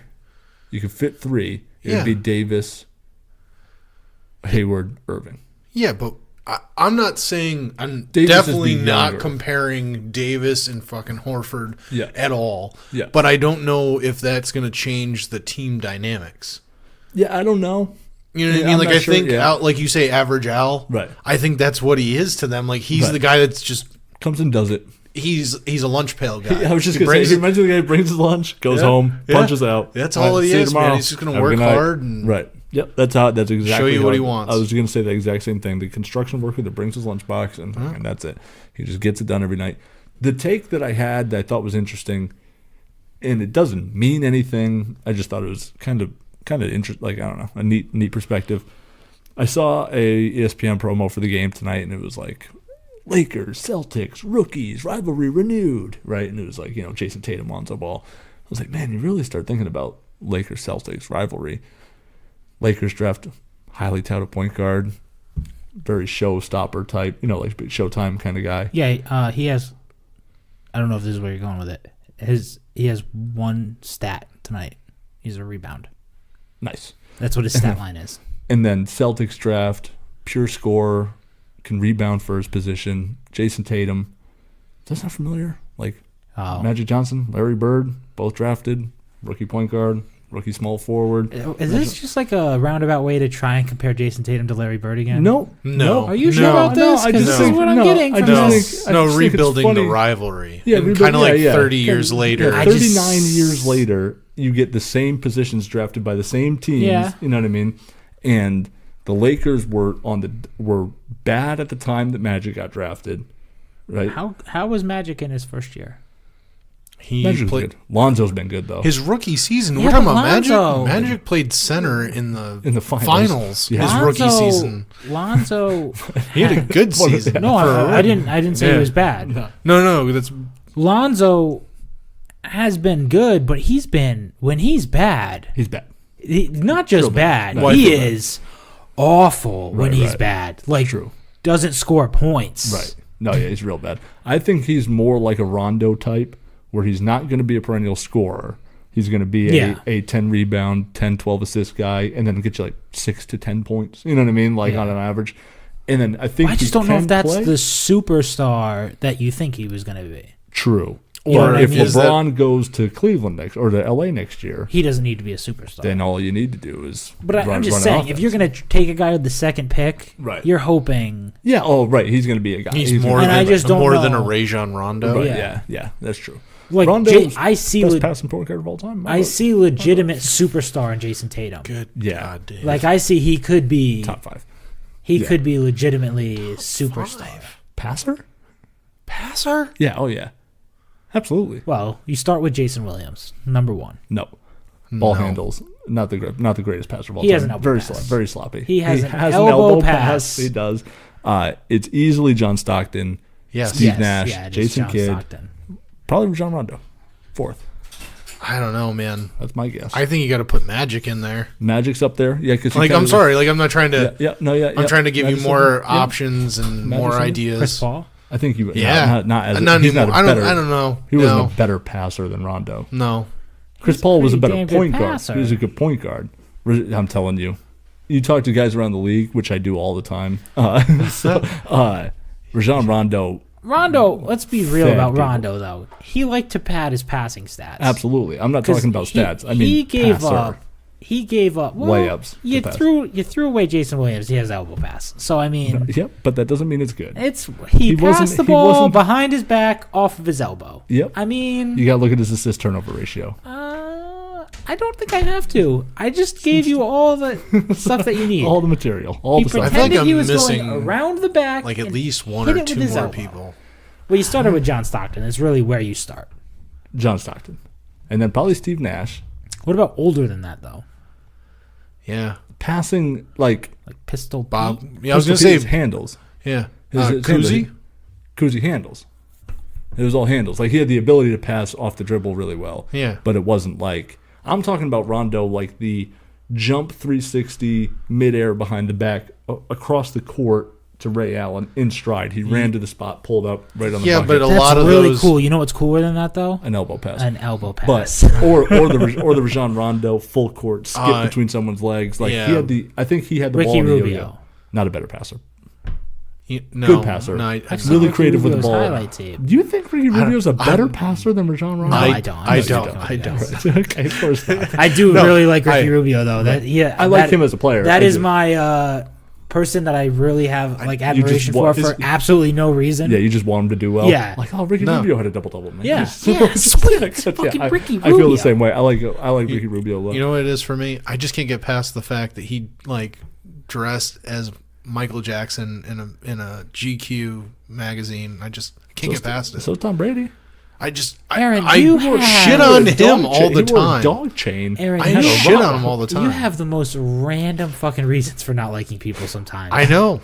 His GQ magazine cover has nothing to do with his passing ability. Do you guys remember back in February of 1973? I think Rondo top 5 passer. It's close.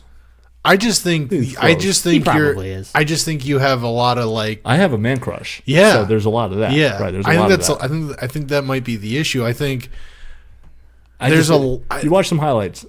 Do you think he's better than Penny Hardaway as a passer? God, yeah, I'm talking about. We're talking about point guards, guys that handle the ball, that can get it to the other guy. Right.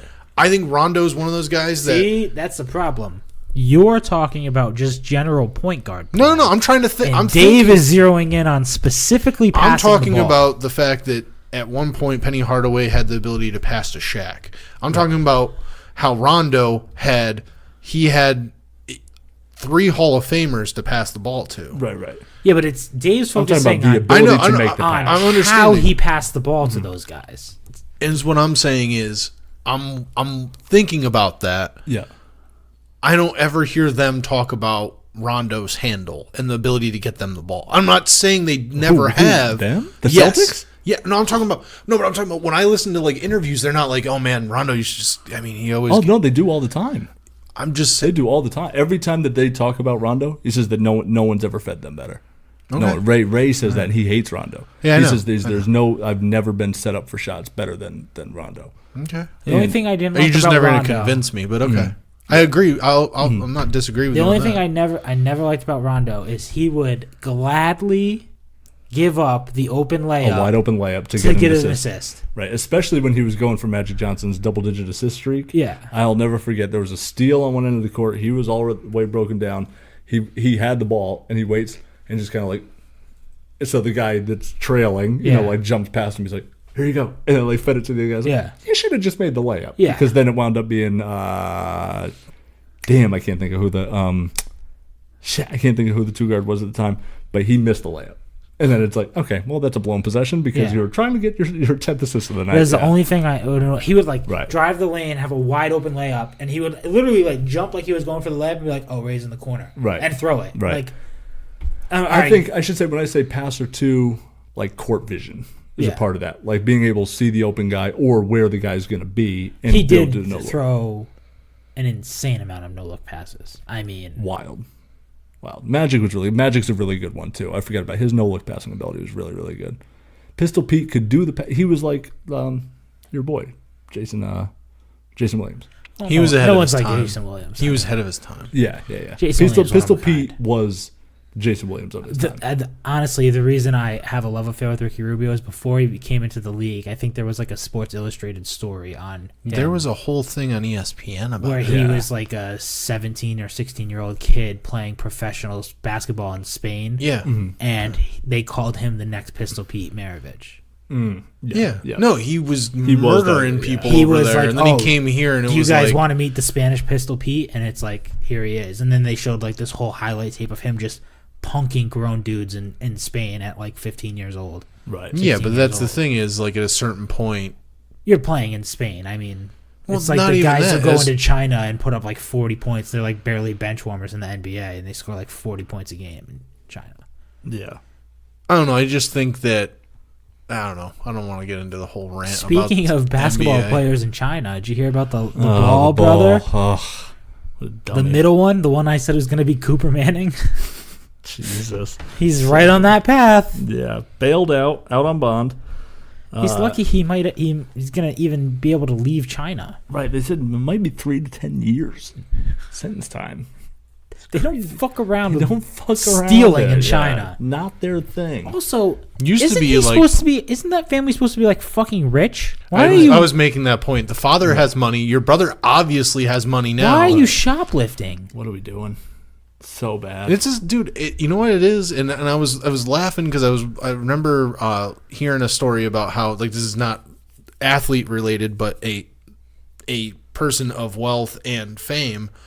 I went to a Comic-Con at you were there, yeah, and we ran into somebody, and they were like, "Oh yeah, a bunch of people working at the bars said that Ron Perlman was coming in and asking for free drinks." Right, yeah. And he got pissed when they wouldn't give him a free drink because he's Ron Perlman. It's like, you have money. Yeah, hey, pay for your shit. Like, Winona people that Ryder. have, she was shoplifting. Was it Winona Ryder? Yeah, you're right.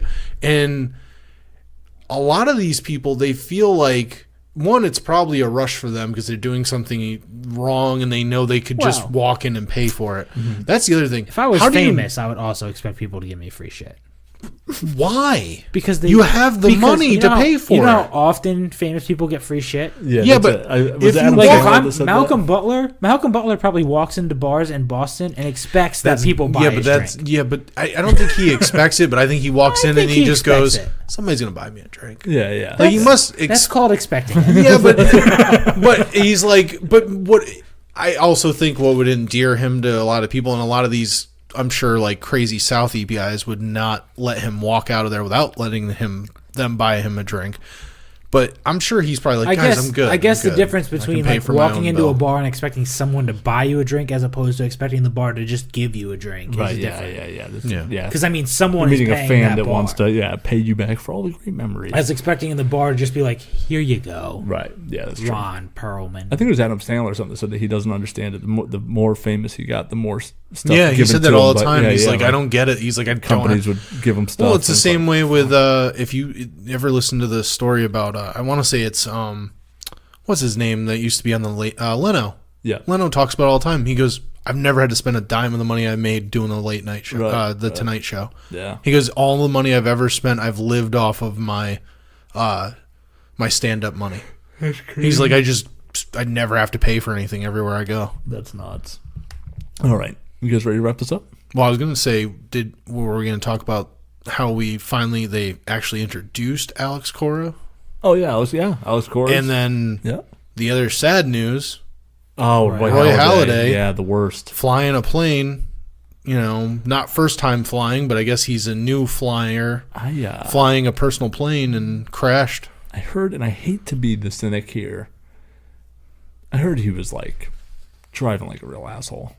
There's videos of him like hot dogging and just... I don't think you could pay me enough money to fly on a puddle jumper. Like a tiny little plane. Yeah. If it's not like a giant Boeing I have 747, no interest I'm not getting on. Like Aaliyah, there's too many people who have died in fucking little planes. It's not going to happen. Don't love it. Yeah, I heard that he was, he's fucking... They said that he got to within 5 feet of the water and then back up and then 5 feet and then the water, and he would go like...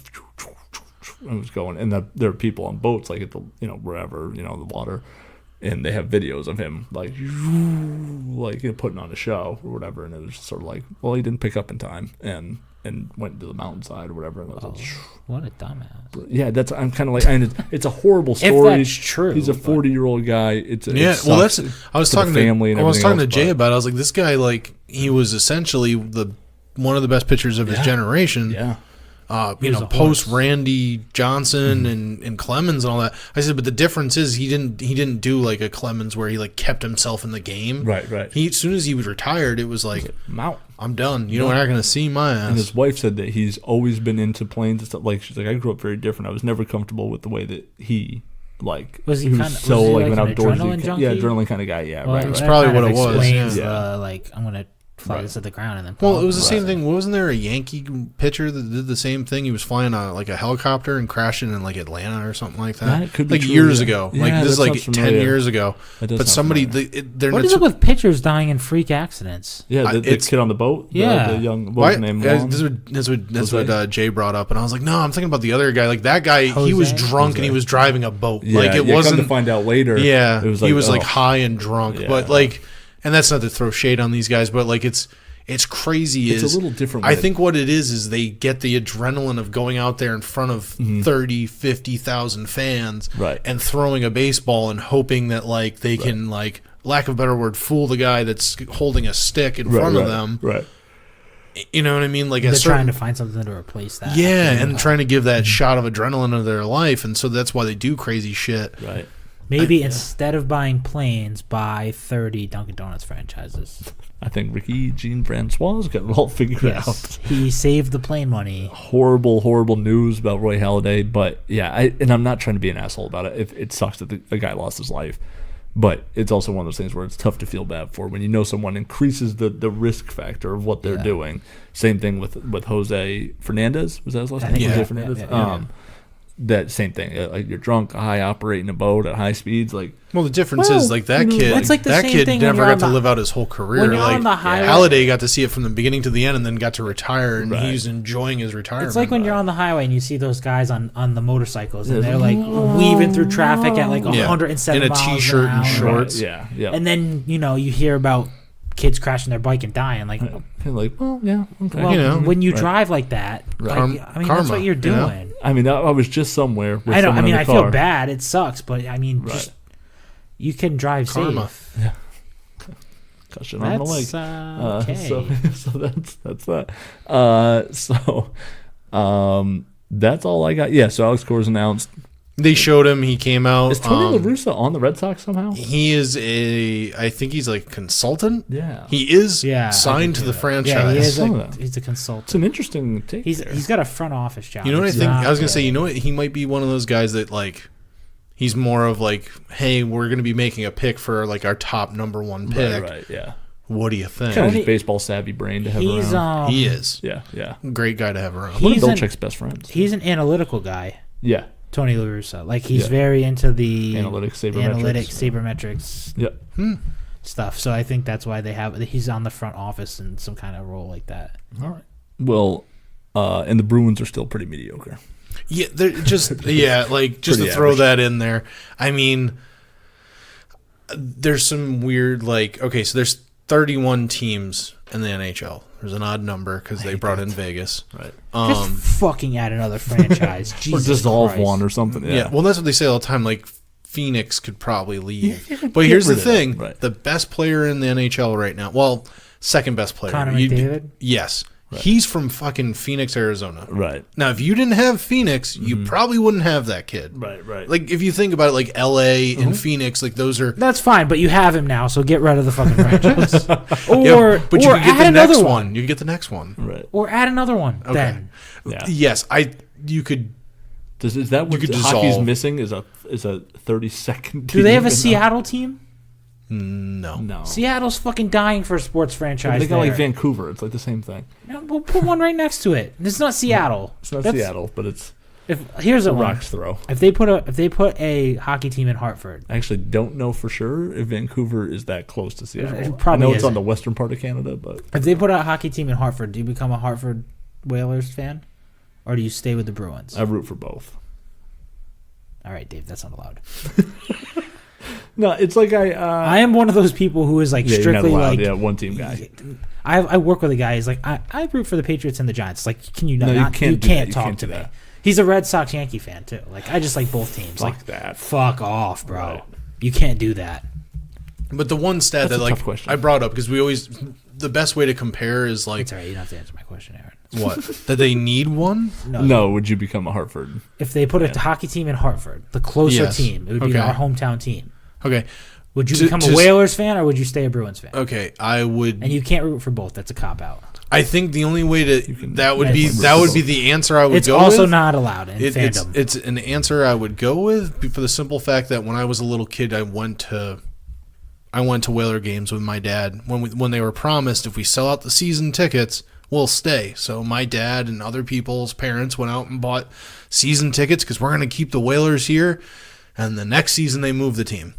So it depends on who the ownership is. If any of them have remnants to the original ownership that moved it out of here, probably not. But if it's all new owners and filthy rich millionaires and whatever, billionaires or whatever, I'd give it a shot. I'd go see what the hell they're putting out there. But if it's anything like Vegas is doing, team-wise, like they're actually halfway decent, I might go check out a game. Yeah.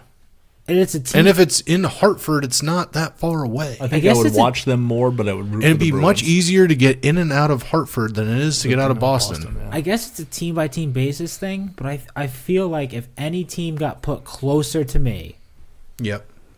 and was now the new hometown team, Uh-huh. I would have to root for them. I just feel like you'd But it have would to be a give it a shot. team-by-team basis, because I don't know if I would abandon the Patriots for a Hartford football team. Well, I was going to say, I was going to use that segue. Perfect example.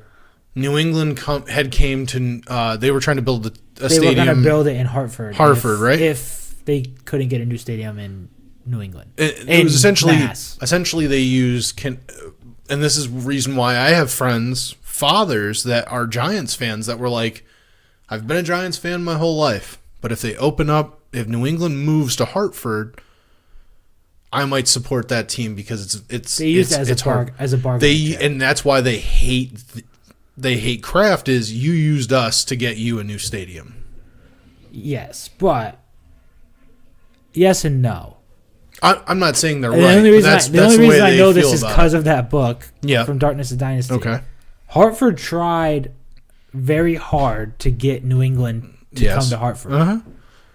And Robert Kraft turned the deal down and opted to build, partially self-finance the stadium in Foxborough instead. Because he owns the property. Because he owns the property. Right. But Hartford offered that package. Yeah. And then he, in turn, he took the package, went to the Foxborough and was like, hey, I'll put up so much money. Right.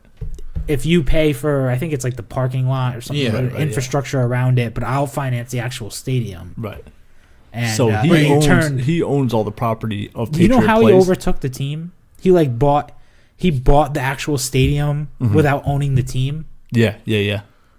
So he held the lease there. At the time He was like, yeah, you can't move. You're not allowed to move because I own the lease and you have to stay here. Because they were going to try and move him to St. Louis. And he's like, no. Now, would you, using the logic that you were saying, you got to root for the hometown team. So if New England moves to Hartford. Well, if New England moved to Hartford, yeah. No, but here's the thing. Moves to Hartford, the guy that whole life, his father's from New York. He's been a Giants fan since he was a kid. He's supposed to switch sides because New England moved into town?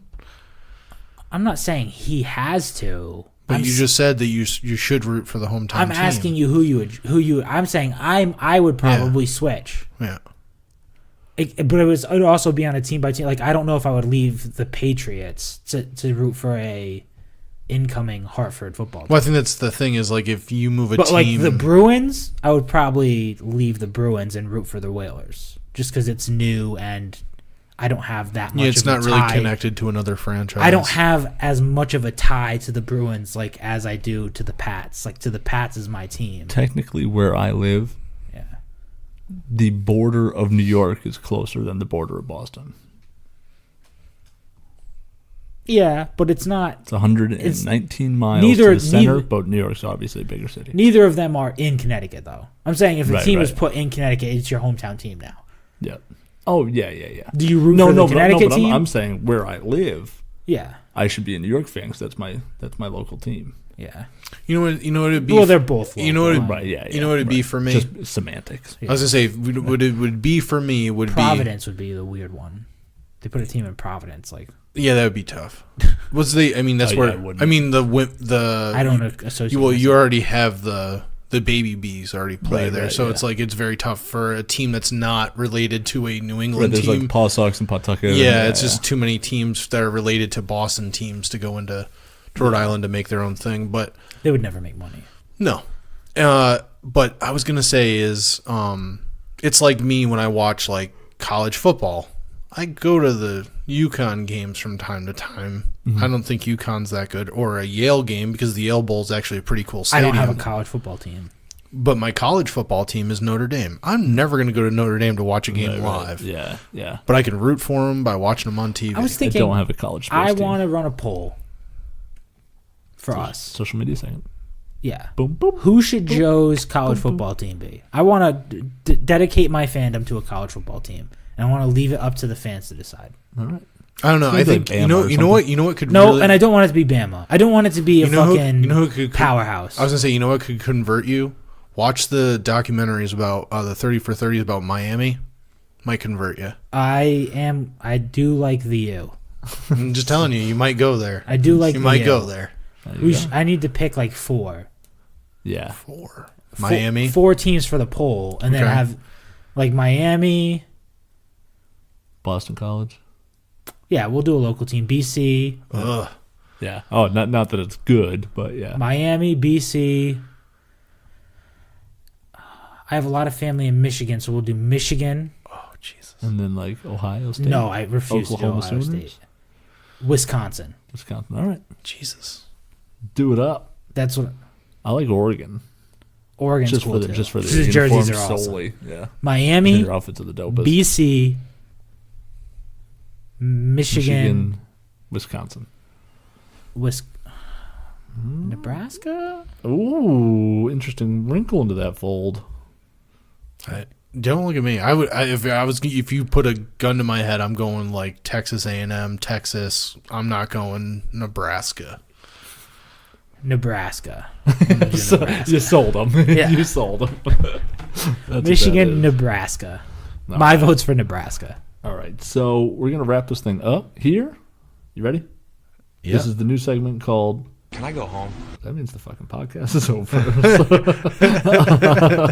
We can go home now? Can I go home? So for this week's State of the Network, obviously we had the Boxy Boys come out on Wednesday. Every Wednesday. Wednesday at 12:01 a.m. There it is. So you wake up, download that, and then take it with you to work. And then we had Joe's Fantasy Field Goal. Well, I mean, technically, Joe's Fantasy Field Goal was first. Yep. Came out on I'm working Tuesday. my way back. Yep. To the Okay. week. Yep. Okay. Yep. So we have most recent show, Boxy Boys.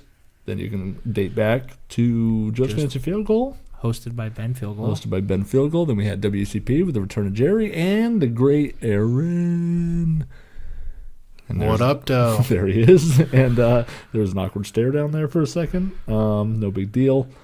This week coming up. I went and saw Thor. Oh, he went and saw Thor. That's right. Thor Ragnarok. How was it?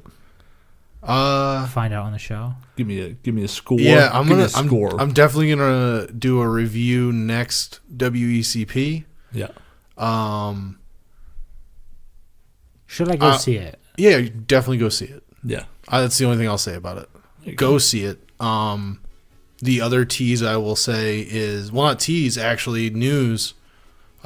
Kenny Omega is going to wrestle Chris Jericho. Awesome. Wrestle Kingdom 12. Wrestle Kingdom 12 in January. Big. That's a big match. Big deal. That's a big match. I like that a lot. I'm super excited.